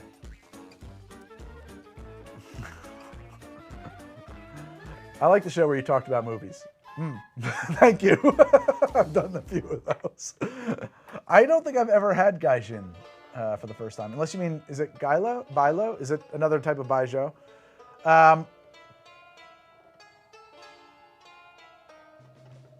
Does Manchester, England have a famous cocktail? Or if that's too niche, I've just had an Indian-style curry. What's the best drink for a curry? Oh, well, dude, okay, so Llama. First off, I don't know about Manchester. The most I know about Manchester is the first season of Peaky Blinders, which is as far as I got in the show. And if that's not even in Manchester, I think it is, then I don't know anything about Manchester. I know that they have a soccer team. If that's too niche, you had an Indian-style curry. What's the best drink for a curry? Without a doubt, it's got to be a gin and tonic. How could it be otherwise? I just happened to do this episode, Drinks of the Western Powers, and it has my favorite gin and tonic recipe ever in it. It's drop dead simple, and I'm pretty sure it's what Ian Fleming spent most of his life blotto on. It's great. Oh yeah, maybe Birmingham and Peaky Blinders. Yeah, my bad. Fair enough. But yeah, I think that's an obvious choice. If you want something, there's also, you could do a Pegu Club cocktail, which I haven't revisited in forever. I wonder if I would like it now. Let me see if it's in my app, because I did it on the show, I think. Nope, I don't want to do that. Close. Let's see, did I do a Pegu Club on here? I don't know if I ever made it for the show. But when I had it, I was like, not my thing. But the Pegu Club was a British gentleman's club in India in the Raj. And so if you were in Manchester, if you were in England, and you were having curry, a Pegu Club sounds thematically on point for me. No, I never did a Pegu Club on the show, as far as I know. 50 States, 50 Drinks could be a good short series. It could be. I would shoot the episode to make a short series. Pegu Club was one of my fucking favorite places to get drunk in New York City, or just to hang out and drink. I really, really, really, really loved that bar, Audrey Saunders' bar. It sadly is no more. Oh, I guess Pegu Club was in Myanmar. Sorry. Which, I mean, they have curry in Myanmar, right? Gin, curacao, lime juice, mango, orange bitters. I mean, we could try it. Let's make a Pegu. I don't think I'm going to drink it. I have all the things to make it, though. It just doesn't really sound like my jam, to be honest. But it's like it's a gin sour, basically. Have you done Eastern European liquors and spirits? A little. I mean, just by coincidence. I haven't done an episode on it. Hang on, guys. I got to step off camera to use the How to Drink sink.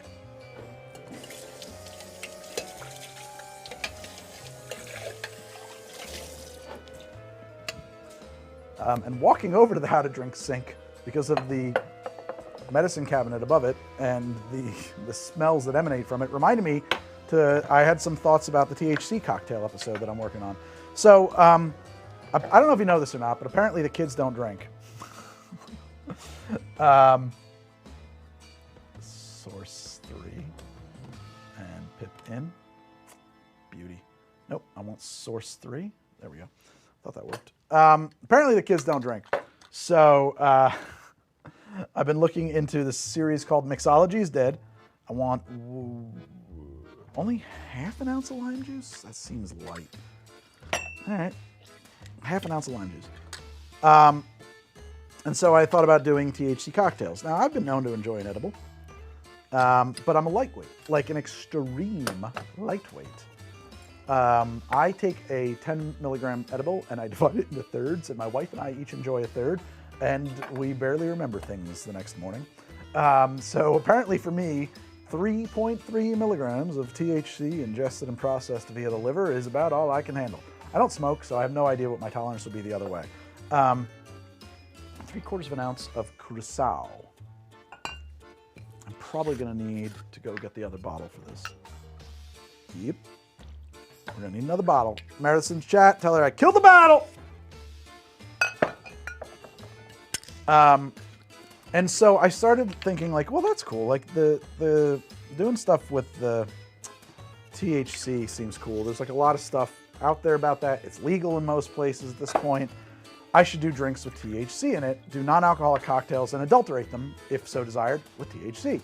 And I started looking into it, and I was like, well, I'll just go to the easiest way to do this is I'll just go to my dispensary and buy tincture and put it into drinks. Well, all the tinctures that they sell have flavors added to them, and I don't want that because that makes the content non-universal and specific to using those ingredients.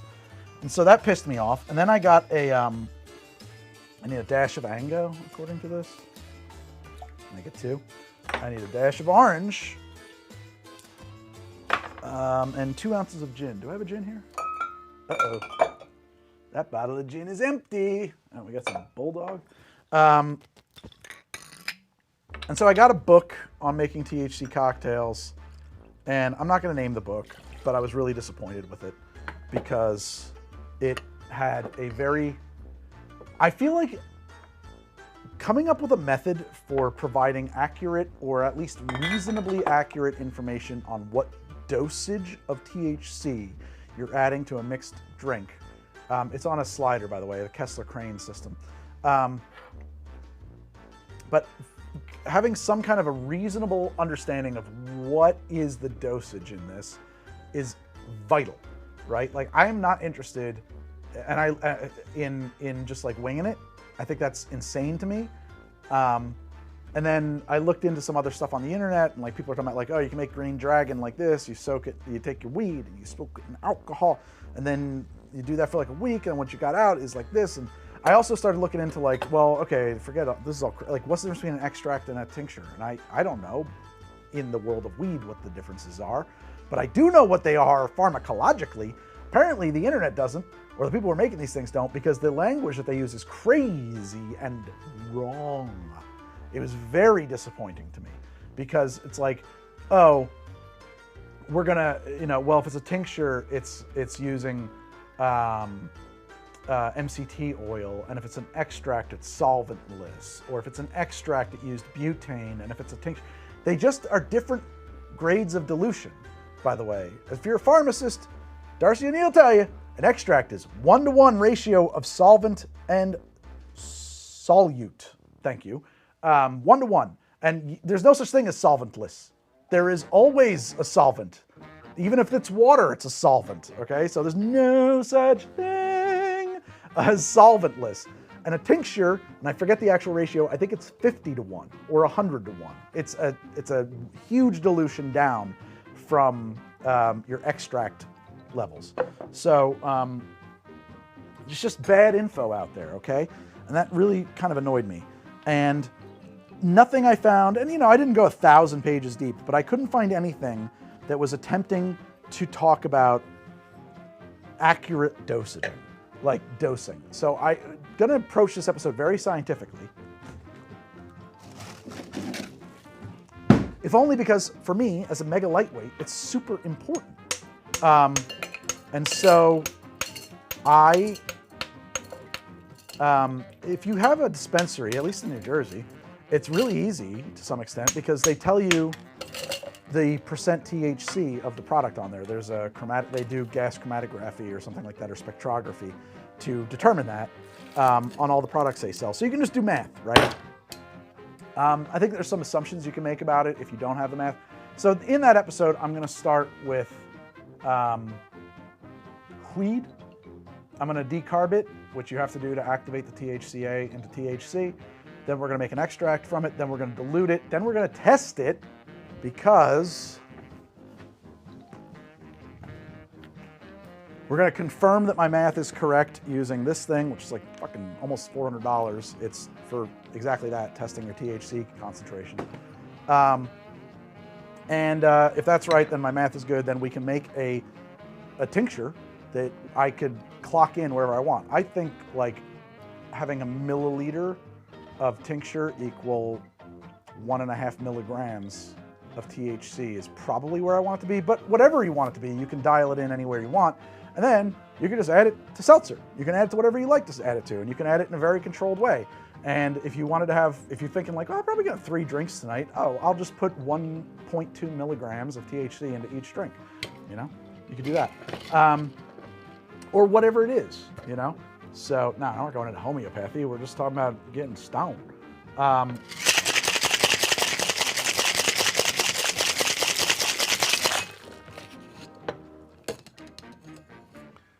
have a feeling I'm going to reshake this and try to jazz it up. Anyway, so I'm hoping that's useful information. I was really disappointed at the information that was out in there. And I'm sorry, while I did that whole rant, I wasn't really looking at chat, so I have to scroll up and see if I missed some important stuff. Here we go. This is a Pegu Club cocktail.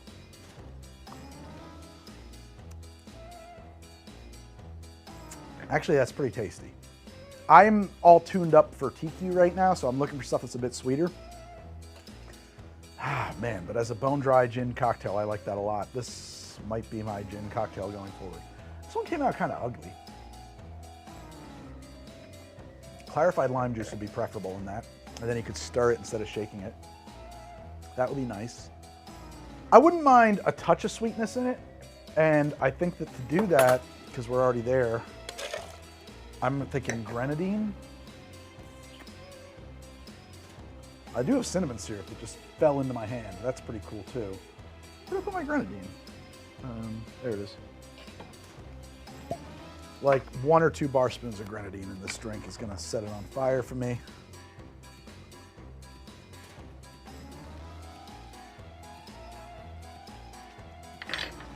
Just because of where I'm at right now.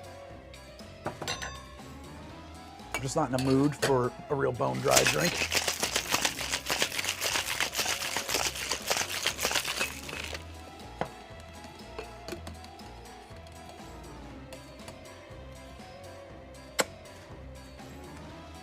So I found out, so most of your THC sodas, and someone's talking about 1 to 200 dilution, it might be what you want. I mean, it depends. I'm shocked by other, first off, it's a better color. You can't really tell in the glass because this glass happens to be kind of green tinted, but it's a much prettier drink now. That's what it should look like anyway. Here we go. Yeah, that rounds the edges off nicely. I'm not gonna finish this because this is gonna be headache fuel for me right now. But I really like that drink a lot. You could even take it sweeter. Right now it's a little bit of a weird drink because it has all that lime juice in it, but not an equal amount of sweetness to it, so it's not a sour. It's sort of an odd duck. It's a little bit more like a gin and tonic than it isn't like a gin and tonic. When you use syrup, is it always 2 to 1? It has been up until recently. I'm doing all this soft drink stuff right now, and Darcy, and a lot of it is based on work that Darcy O'Neill is publishing, and he likes to work with a 3 to 2 simple syrup. In my opinion, I haven't done the math on this, but the difference between a 2 to 1 and a 3 to 2 is pretty small. And rather than having all different syrups of different concentrations around and having to notate that and cope with that, I kind of have just been switching to 3 to 2. But it's all good. I don't really worry about it. Like, how sweet is your sugar? I don't sweat it because sugar is always to taste. So the reason I like a higher concentration of sugar in my syrup isn't because I want my drink sweeter. It's because I want to control sweetness without adding dilution to the drink. Nickel Morris, I will always quote Nickel on this, has said, you don't want to make sweet water. You want to make pourable sugar, okay? You can add water anytime you want, but like, yeah, 2 to 1 is to me the standard. And historically it is as well, because, sorry, I'm kind of looking at chat here, the super chats that I missed, there's a few. Historically it's 2 to 1 as well, because if you look at like Imbibe, if you look at books from the 1800s, they do have recipes in there for their syrups. They're 2 to 1. The reason they're 2 to 1 is because they were super shelf stable. They don't go bad. You can reboil them, yada, yada, okay? If you want to use 1 to 1, that's fine. If you want to use 3 to 2, that's fine. You're just going to want to, sweetness in cocktails is to taste. If it's not sweet enough, throw a little more sugar in there and reshake it. If it's too sweet, make it different next time, you know? Like, all right. Let me go through the super chats. These people paid money to have me answer their questions. Thank you. Got that one, off topic. Got that one, got that one, got that one, got it. Midnight Local, by the way, yeah, just to refresh. I think I said it, but I'm gonna say it again. We're doing it. Episodes are being recorded. Midnight Local. Midnight Local, Night Flight Plus. They don't know it yet, but Night Flight Plus, we are the official podcast of it. We're the official, unofficial podcast of Night Flight Plus. Drag or gay cocktails. I want to talk about that in a second. Tips to pay your bills. Passage on an ocean liner. Mwah, thank you, bon voyage. I was thinking about skipping the smash. We talked about that. Weird thought. We talked about that. We talked about that. Oh, we haven't talked about that. Drinks of the Presidents. Seems it could be easy to break up by era, 1812 through World War II. Nope. We're going to do it the best, clickiest way possible. 2 episodes. Drinks of the best presidents. Drinks of the worst presidents. Not my opinion. We're going to use, I forget which, Seneca, I think it is, has a list of best and worst presidents as ranked by historians. It's great. Super good clicky. I get to keep it to like 10 drinks per episode, much more manageable. And when you use syrup, is it always 2 to 1? No, not anymore. How do you feel about an Applejack cocktail episode? I think an Applejack cocktail episode is cool, or rather, I should say, I think Applejack in cocktails, in episodes, is cool. I think an episode called Making Cocktails from Applejack will be seen by 100 people and kill me. I gotta stop drinking that drink. I'm gonna pour it out. It's very tasty. I like it a lot. What does it remind me of? It reminds me of something a lot right now. I don't know what it is. Oh, you know what it reminds me of? This is crazy. It reminds me vaguely of a Trinidad Sour. And it's because it's really Angostura dominant, even though there's only a little bit in there. I know, it sounds crazy, it's true.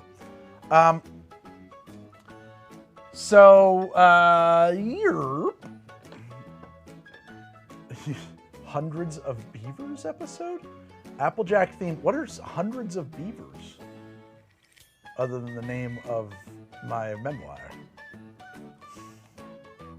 Awful, terrible.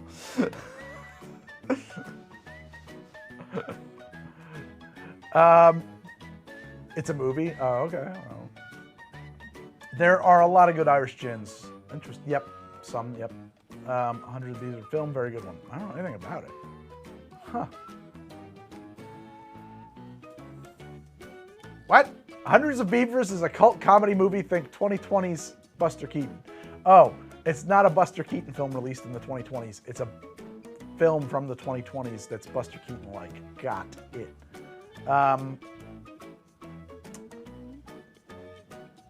I know Applejack is a cereal and a pony. Applejack is apple brandy made from apple cider, traditionally by a process called jacking, which is not anything to do with that. You take your apple cider, you freeze it, and you throw away the frozen parts because that's not alcohol, and then you keep the other parts, and that's alcohol. Commercially available Applejack is not jacked. It is simply distilled because it's cleaner and safer and better. But historically, you made Applejack by jacking your stuff. Will one of the drinks in the Best Worst Presidents episode be a Diet Coke? Not because I selected it, but yes, because according to, I think it's Seneca, he's the third worst. That might surprise you. Only third, but yeah. And his favorite drink happens to be Diet Coke, and that's just reality. So I will tell you this, researching it, I thought, oh, that's interesting.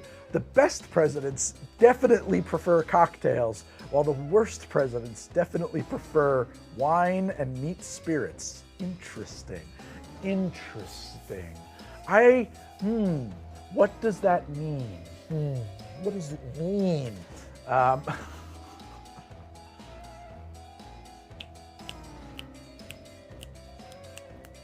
Can Amaretto work with a clear liquor, maybe tequila, or is that crazy? That's an interesting question. I have tequila. Yeah. I think I got some Amaretto. If I don't, that'd be weird. Oh, this stuff is delicious. I'm just grabbing it because it's delicious. Amaretto, says Greg from off camera. Amaretto, where the hell are you? Amaretto, I need you. Amaretto. Amaretto, you too. I don't know where that came from. Amaretto, Amaretto. There's got to be a bottle around here somewhere. I have this one. Oh no, is that Amaretto? Not really. I mean, it is. Where's the good stuff? Ah, there it is. Lazzarone. Ooh, only a little bit. That's good. We get to kill a bottle. Make some space. Amaretto, Lazzarone, tequila.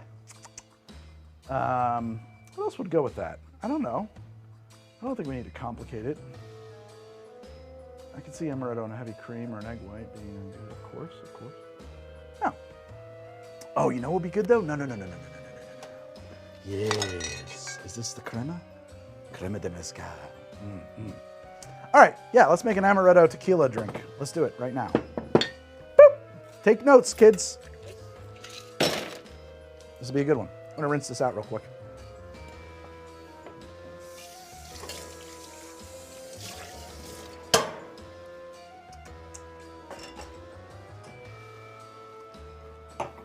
All right, you want an Amaretto tequila drink. If I missed any super chats, I'm not allowed to. Meredith always yells at me. Every time I do a live stream, Meredith comes at me afterwards and says, Greg, you missed some super chats. And I'm sure I didn't. But she always tells me I did. She always tells me I did. Okay? Doing my best. Doing my best. Pip one in. That's the overhead. Oh, and it's out of focus. That's not good. You guys want the overhead? Let's do the overhead on this one. That's focused, right?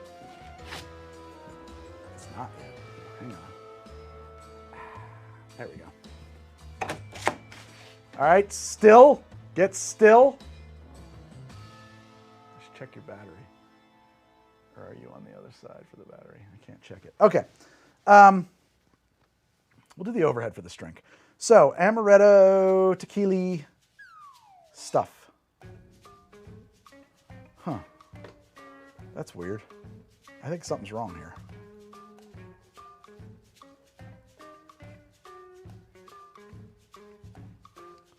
Analytics, viewer activity, stream health, viewer activity. Okay. Let's think. We're gonna do, we have Lazzaroni, Amaretto. Apparently Amaretto, someone says this has no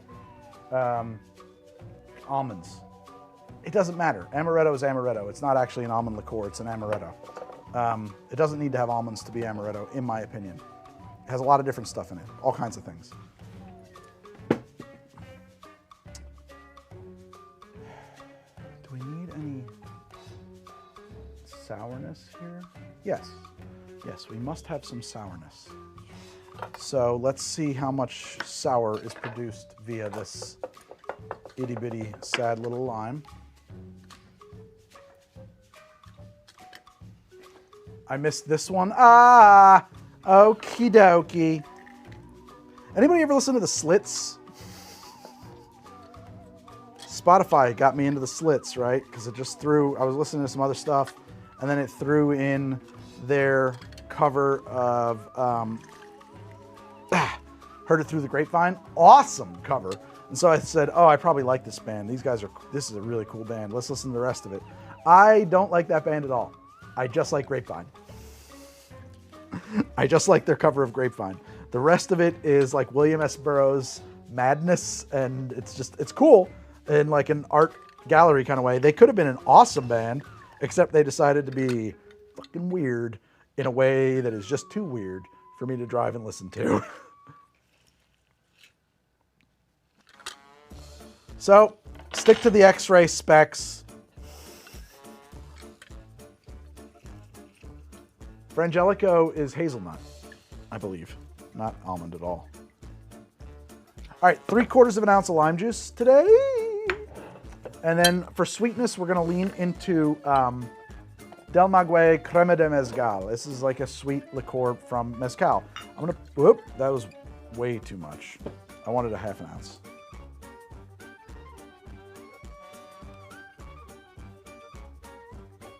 Actually, I don't even want a 1/2 ounce. I want a 1/4 ounce. Yeah. A 1/2 ounce is way too much. Actually, I'm thinking I don't even want that. I think maybe a bar spoon, but I'm gonna hold off on it. I gotta rinse this out, sorry.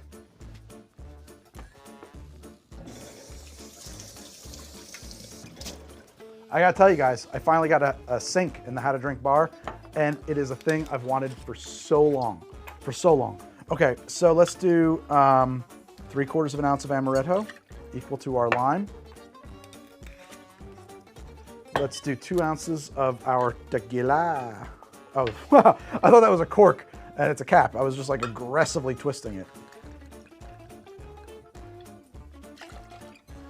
All right, let's see where we're at on that.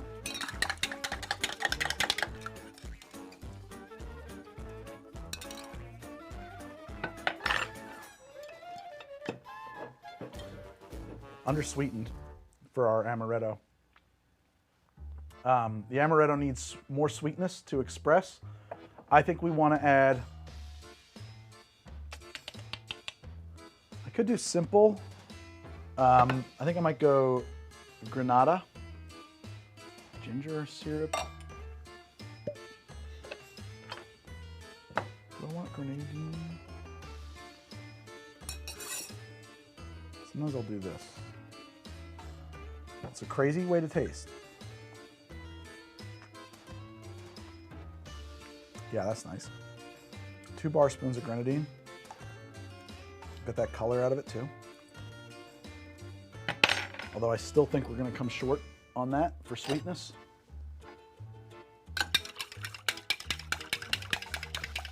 Next time you go to Mexico, pick up a bottle. It's fantastic stuff. I will let you know next time I go to Mexico.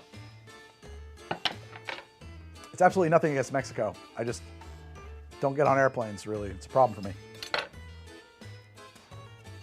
I think we need a little curacao.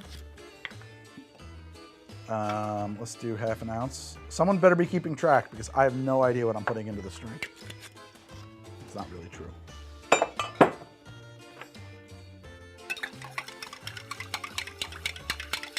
You can cruise from Florida to Mexico. You absolutely can. I was looking at a cruise actually hit Mexico from New Orleans. That's pretty cool. I want to throw some mint in there. Because our tequila is actually adding some mint notes, but I kind of want to triple down on it. I usually don't want to do that. I don't normally like to accentuate what's already there, but in this case, I kind of want to. I'm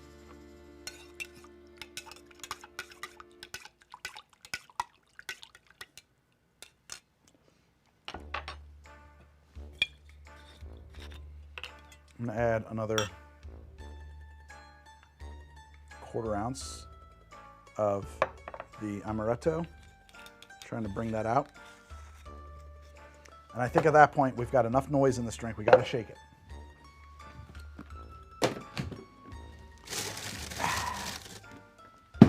Got enough noise.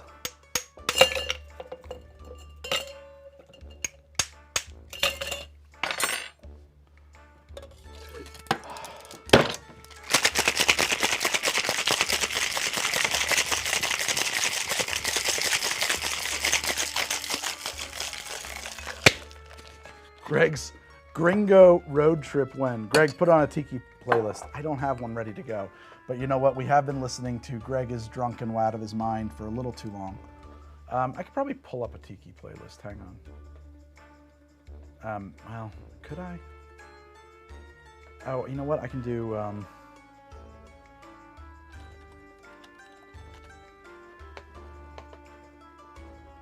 Florida, baby.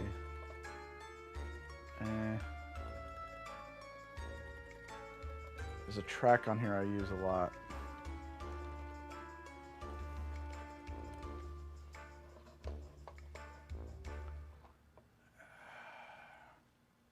Little Island Leap, that's the band.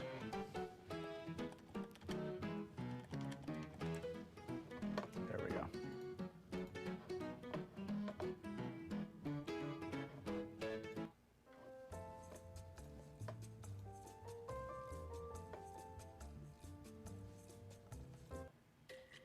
There we go. Now you got your tiki playlist. Did I shake this? It looks like I did. Is something like a banana daiquiri possible? Oh, it's extremely possible. Oh, it's possible. And not only is it possible, but I've got the way to do it.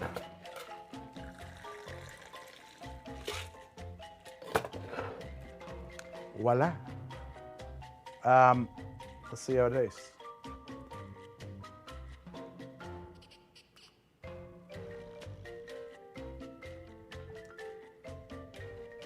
We got it.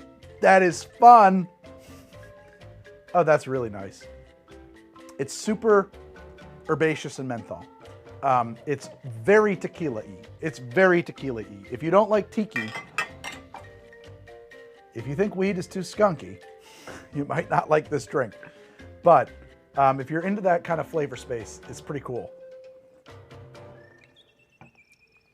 It opens up with this round, sweet almond mint note, almond lime note that quickly gives way to mint and then more almond, but then is very much in there with a, what's the word I'm looking for here?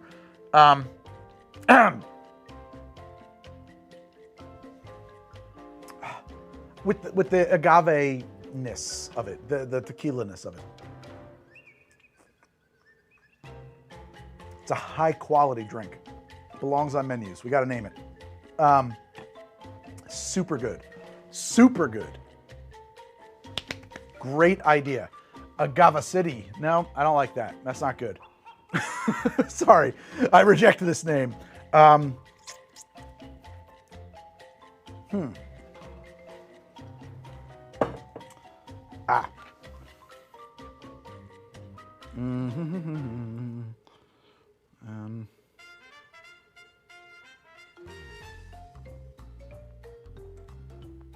Almond in Spanish.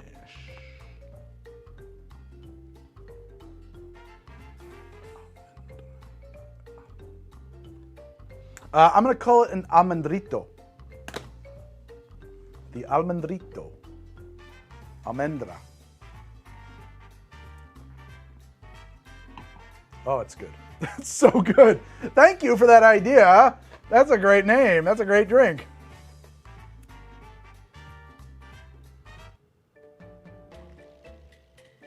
Well, we made that drink up. That's a good one. Yo, what's Gucci gang? Marzipanio. That works too, actually. Almendrita. You're right. Almendrita. Almendrita. Anyone got the exact specs on that? You're going to have to scroll back, Ron Disney Miller. I don't know if you know that or not, but Ron Miller was the CEO of Disney in the 70s. I don't know if that's, if your name's a reference to him or if it's just a coincidence. I would like to make sure it goes into the app, but we are not yet in the practice of ingesting recipes from live streams. It's a separate technology in a way.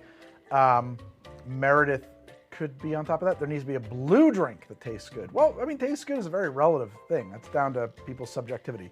So I don't know what you're looking for that blue drinks don't taste like.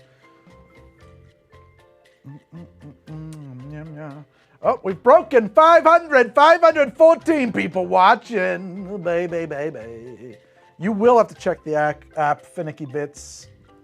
Finicky Bits, you should make your bits more pliable and less finicky. That's all I'm saying. I gotta pee. Sometimes I think about putting a urinal down here. I did, I missed the super chat. Let's see what I missed.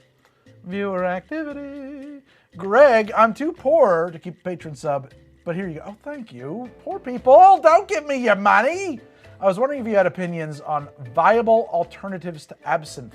I can't get it. Yes, I do. Absinthe or Pernod. It depends on what you're trying to do with it. But if you're just trying to flavor drinks, if you're trying to use the dashes, and if you're trying to solve the problem of dashes and rinses of absinthe in cocktails, then absinthe or Pernod, and by Pernod, I mean Pernod Fils, not Pernod Absinthe, are the way to go. Historically, that's what people used throughout the absinthe ban. Herbsaint and Pernod. Let's make sure the music is doing what I want it to do. Yes. And so, but if you're trying to drink absinthe, if you're trying to lush some absinthe, well then no, you need absinthe. So. But if you're just trying to replace absinthe in its limited uses in drinks, those are two good ways to go. This is so tequila-y and yet so balanced that it's jarring. The tequila notes, and it might just be down to that goddamn tequila I used. What the hell did I use? Altos. It's probably some cheap-ass shit. I probably bought it for the shoe. It's got a number on it, but I don't know if that means anything. No clue. No clue. I mean, it's 100% blue agave tequila. Fernet Branca for dashes. Hell yes. I have some right here. Delicious. Do I have a favorite tequila? Not really. Well, I do, but I don't drink a ton of tequila. I mean, I drink next to zero tequila. Fortaleza is a very lovely tequila, and I often have used La Gretona on the show as well. Both are pretty good. I will not do a tequila slammer. First off, I don't know what a tequila slammer is. And second off, no, Altos Plata is good tequila. Okay, good. Thank you. I mean, generally speaking, I think if it's 100% agave, and how bad can it be? What is your least favorite bourbon? What a fun question. Old Crow. I have not enjoyed Old Crow. Casamigos is surprisingly decent. Yeah, it has some bubblegum notes, if I'm not mistaken, in it. Or no, cotton candy notes. I distinctly remember picking up on cotton candy and Casamigos, and some people don't like that. Don Julio 1942. I won some Don Julio 1942 in a Nerf gun accuracy contest at an ad agency I was working at, because that's the kind of bullshit that ad agencies get up to on their lunch break. Casamigos has a great mezcal. Throwback to the Margarita Matrix. Yes, Greg's Greatest Enemies episode, SoCo and Sprite. Oh, okay, I thought you were talking about my personal enemies, like professionally. Yes, those enemies, those liquid enemies, of course. Yes. Cazadores. I always think of cazadores as giant mosquitoes that want to bite my head off. Have I ever done the Bourbon Trail? I have not. Martini Matrix. I think my Matrix days are behind me. I did 2. Yeah, I don't know. Those are hard to do. I think I've got a Three Amigos Repo as the only tequila in my bar. Huh. Three Amigos? Wait, do you mean Casamigos or do you mean Three Amigos? Like, ha! The Three Amigos. Hey, can we get a trans rights? We can, trans rights. I'm for it. I don't know what you mean when you say that. I genuinely don't know what trans rights are, but I've been asked to shout it several times, and so I shout it, but I don't know what it actually means. I literally don't know what the list of demands are. I just don't know. I'm not up on it. But trans out, man. Go up. Do your person. Do it. Do you. I don't mean that in like, I just mean that in an objective way. I don't know what you mean. I don't know what we're talking about. You can see the struggle near the end of the Manhattan Matrix. Biff, the struggle. Okay. Manhattan Matrix. I sometimes get questions saying like about that episode. And I'm like, didn't I record a disclaimer for the beginning of this saying like, hey, this landed me in the hospital? I shot that episode and I spent 2 nights in the ICU afterwards. I don't recommend ever doing that. What happened is, it wasn't alcohol poisoning so much as trauma to my uvula that caused my uvula to swell way the fuck up. Okay? And I think it actually, because I went upstairs and I went to bed and I fell asleep, and this is gross but true, I was snoring so bad, and like I think I was just like literally gave my uvula, the dangly bit in your throat, a hickey. And it swelled way up, and it was gonna choke me to death. And that's what happened. It was like dangling around in my throat and like blocking my airway. And so I drove myself to the hospital because, believe it or not, after 2 hours of a nap, wasn't all that drunk.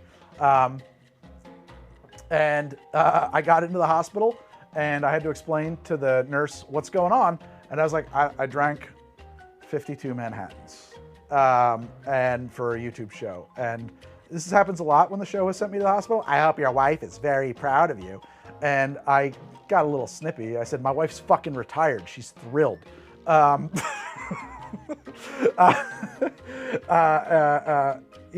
And so, then I was in the hospital and they put me on something for, because they weren't sure what it was. They were like, well, it might be an allergic reaction, so we're gonna put you on this stuff. And it made me shake violently. I was so cold, and I was shaking violently, whatever it was that they put me on. I really did not enjoy that experience. And then they put me upstairs in the ICU.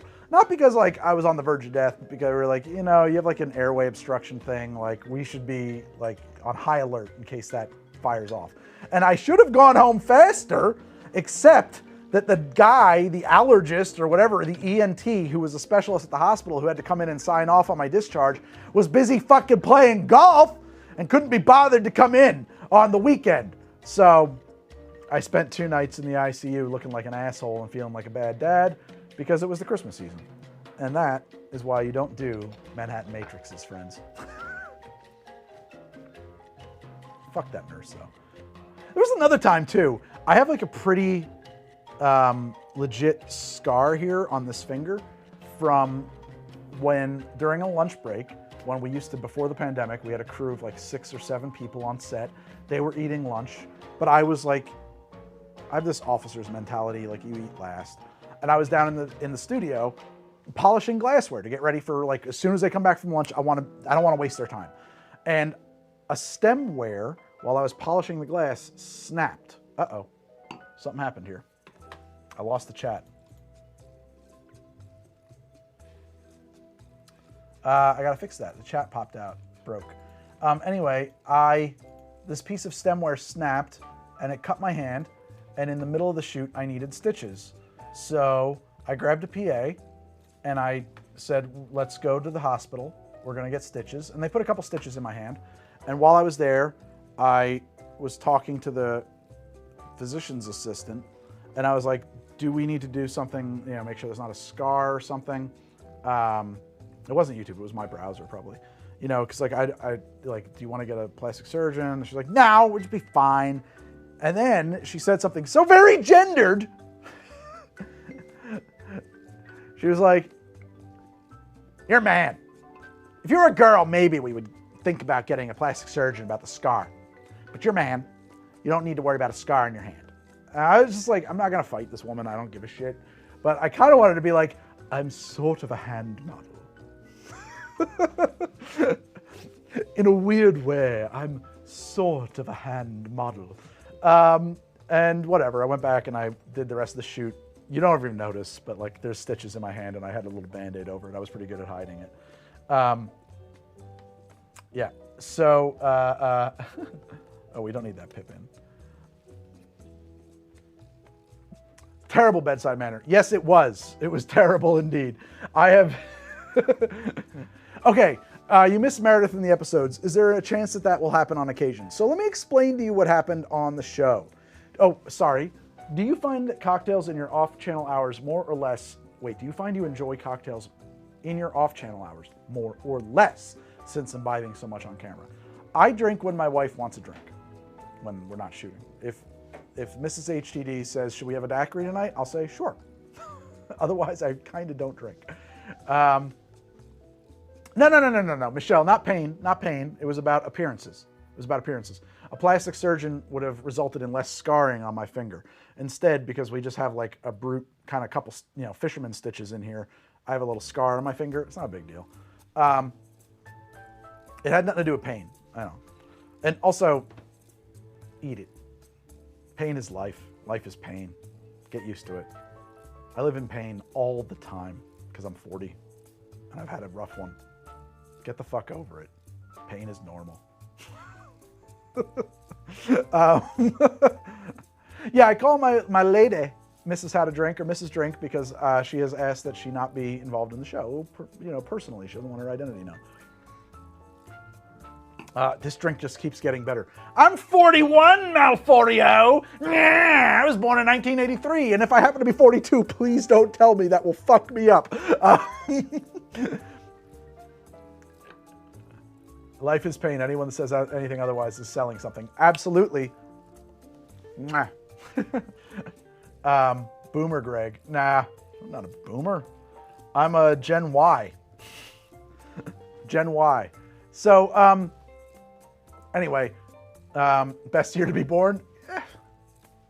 I kind of. You thought I was 50? Thank you. I look great for 50.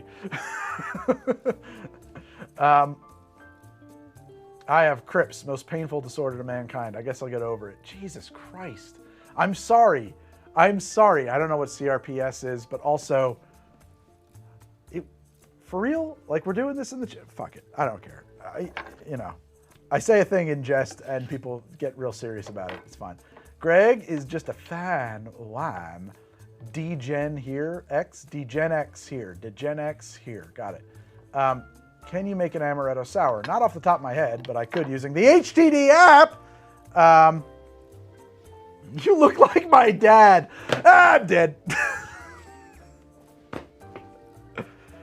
Guys, I'm I'm deleting the channel. I'm sorry. It's over. It's been a good run. It's been real. Good night. The fuck? I'm just gonna turn to dust now. I'm just gonna sit down and die.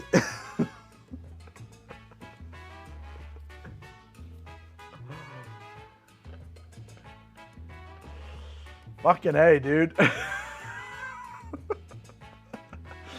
Oh my God. All right, that reminds me of one of the best plot twists of my life. I was at Disney, my family. Uh-oh, what's going on? Yep.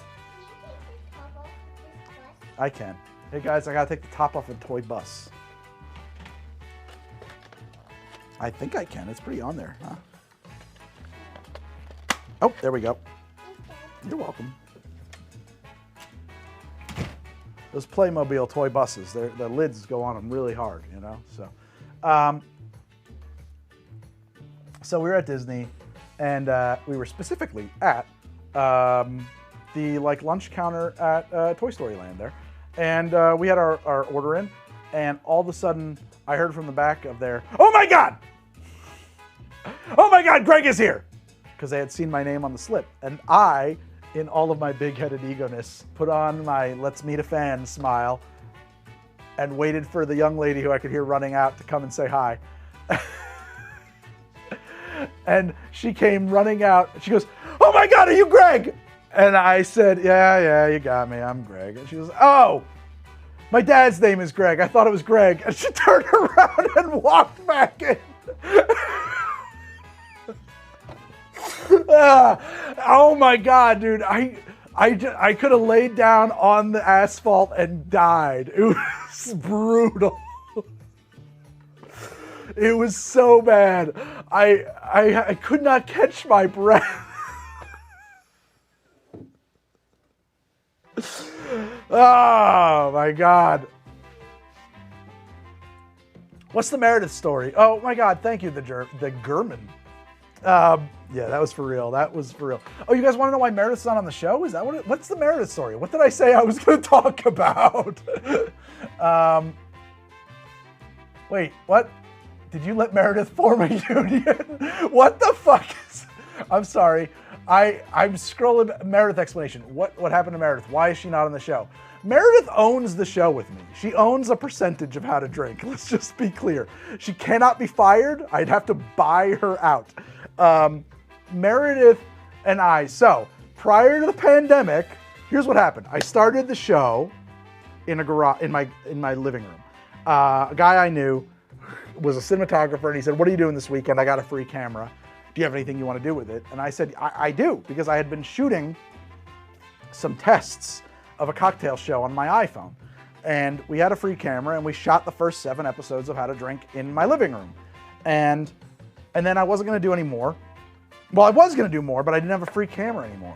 My rule was if I get 1,000 subscribers, I'll do more. And I did, but then I didn't have a free camera. And another guy, Stefano, who I worked with, said, "I will get you a free camera." And that's how Stefano became part owner of the show. And then we rumbled on with that for a while. It was rough, but you know, we kept it going. And then I was like, "Stefano, you got a full-time job. I've got a full-time job. This is like starting to grow. I want to bring in a friend of mine from college, Meredith, to kind of help with the day-to-day thing." And he was like, "Sure, fine, no problem." So Meredith came on, and now the 3 of us own the show together. And it's funny because like that at the time it was like 2 or 3 years into the development of the show. It was like so down the road, but now it's like so far in the rearview mirror.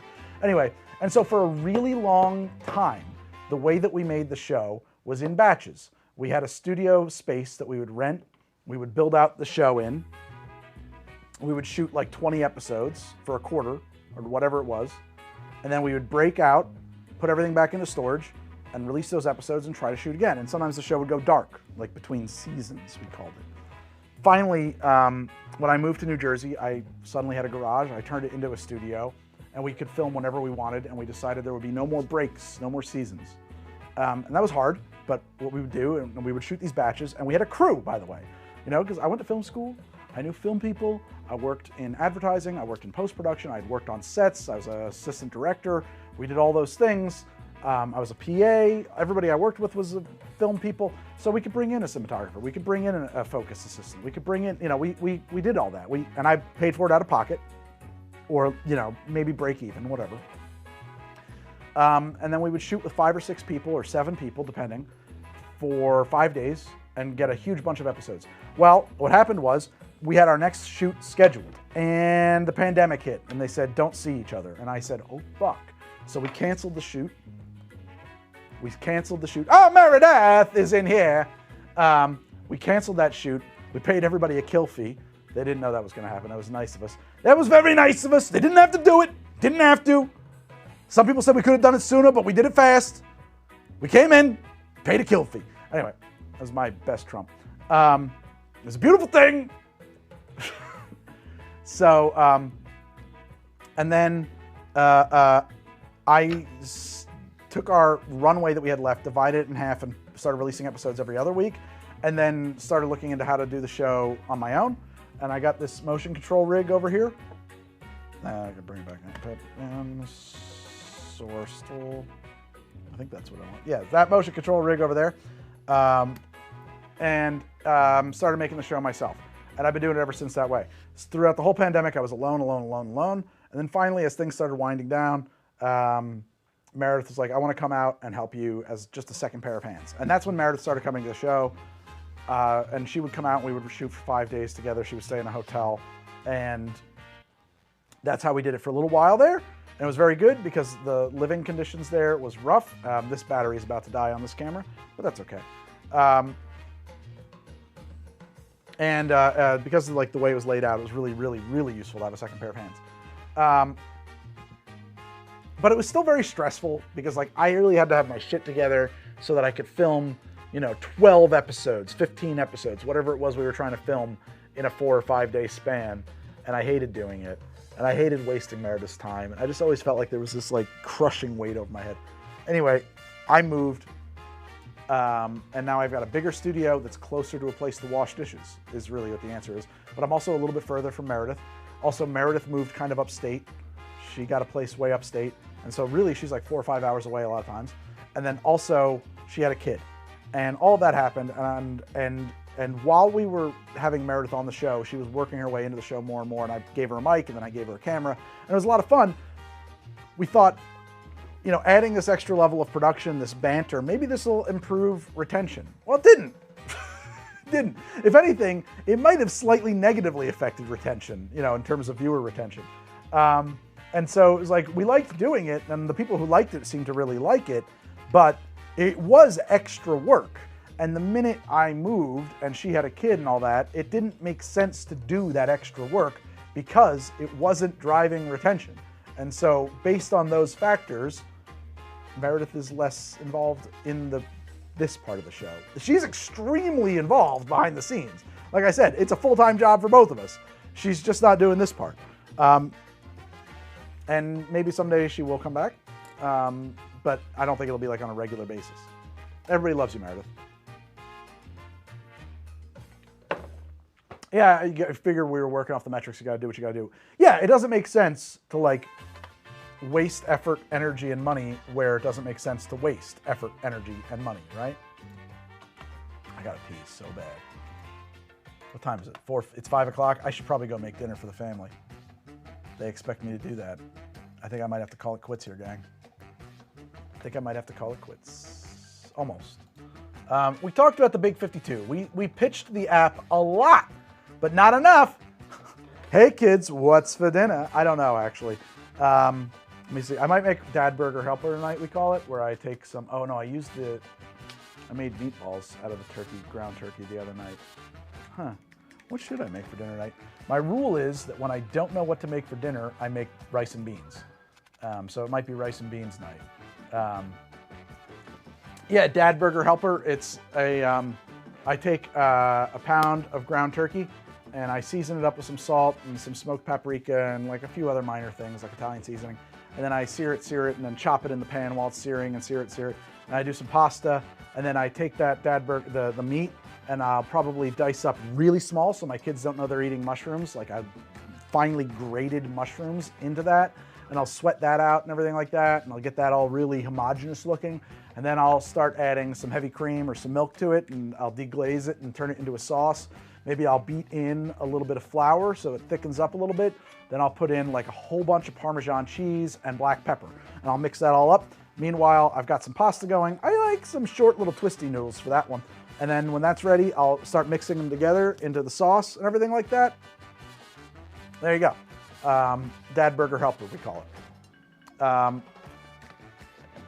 I don't like the idea of Greg having 2 spaghetti meals in one day.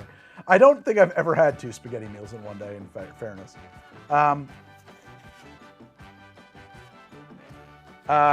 Suggestions. So, if you are in the Discord, if you're a member of the Patreon, if you have access to the app, Zach Everett, you should be on our Discord, and there's a channel in there for app development, and you can make your suggestions there. I'll do my best to read them, but it is a great thing, the Discord. People love it. I love it. We're all in there having a great old time. It's a fun time, and if you love the show, you're going to love the Discord. Oh, well, thank you, Zach, very much. I appreciate it. Tell your friends about how much it's improved your life. Your hair grew back, you know, you don't have that ED problem anymore. Your skin cleared up. The ladies love you, all because you've signed up for the How to Drink Patreon. It'll solve all the problems in your life, How to Drink Patreon. Sign up for it. You don't have to download it. It's web-based. Dimitrar. Yeah, go to Patreon/HowToDrink or go to htdapp.com. You will see all of the wonderful offerings that How to Drink has. And if they appeal to you, please support the show.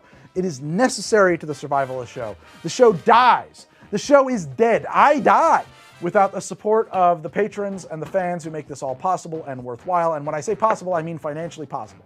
Financially possible. This is like running WNYC or NPR, okay?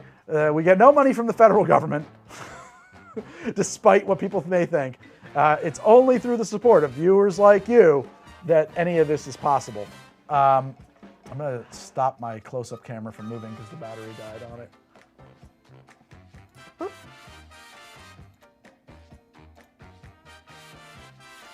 That seems loud. The music seems loud. Oh, it's just in my ears that's loud. You're a viewer like me, said Toblerone. I love that name, Toblerone. That's really funny. Gobble, gobble, gobble, says Postilio. So, can we save Greg? Can we save me? What are we saving me from? I should check my viewer activity for possible missed. Oh, favorite spirit to sip neat, I am asked by Stephen Curtin. I'm not a neat spirit sipper. I'm a wimp. I used to be. I would occasionally have a bourbon on the rocks or something, but like those days are over. I don't know. I honestly, like, I get almost an Asian flush response from drinking a lot anymore. And my head swells and my ears thump and like I don't feel great, to be blunt, a lot of times when I drink.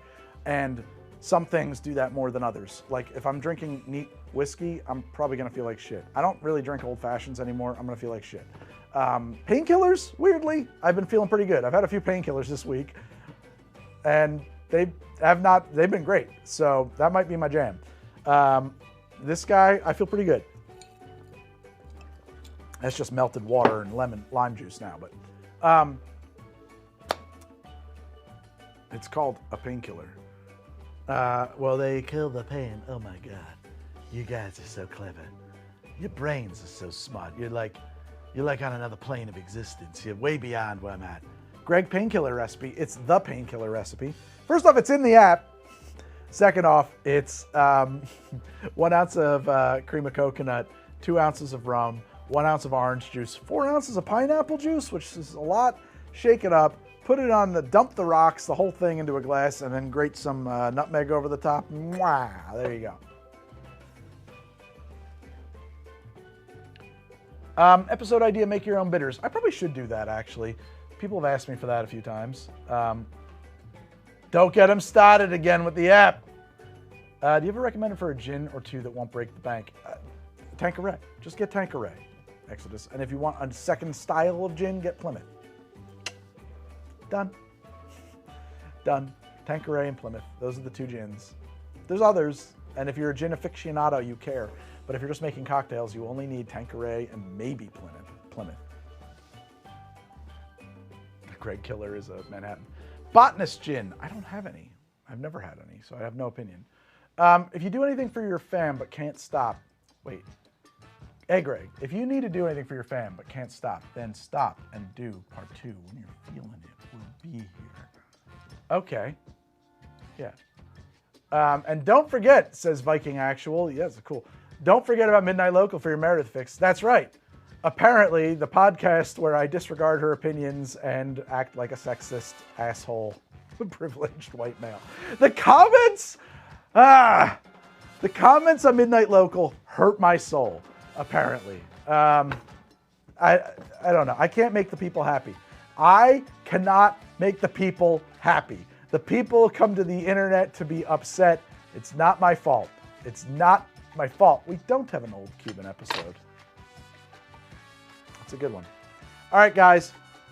This has been phenomenal. You have been phenomenal. It has been so much fun hanging out with you.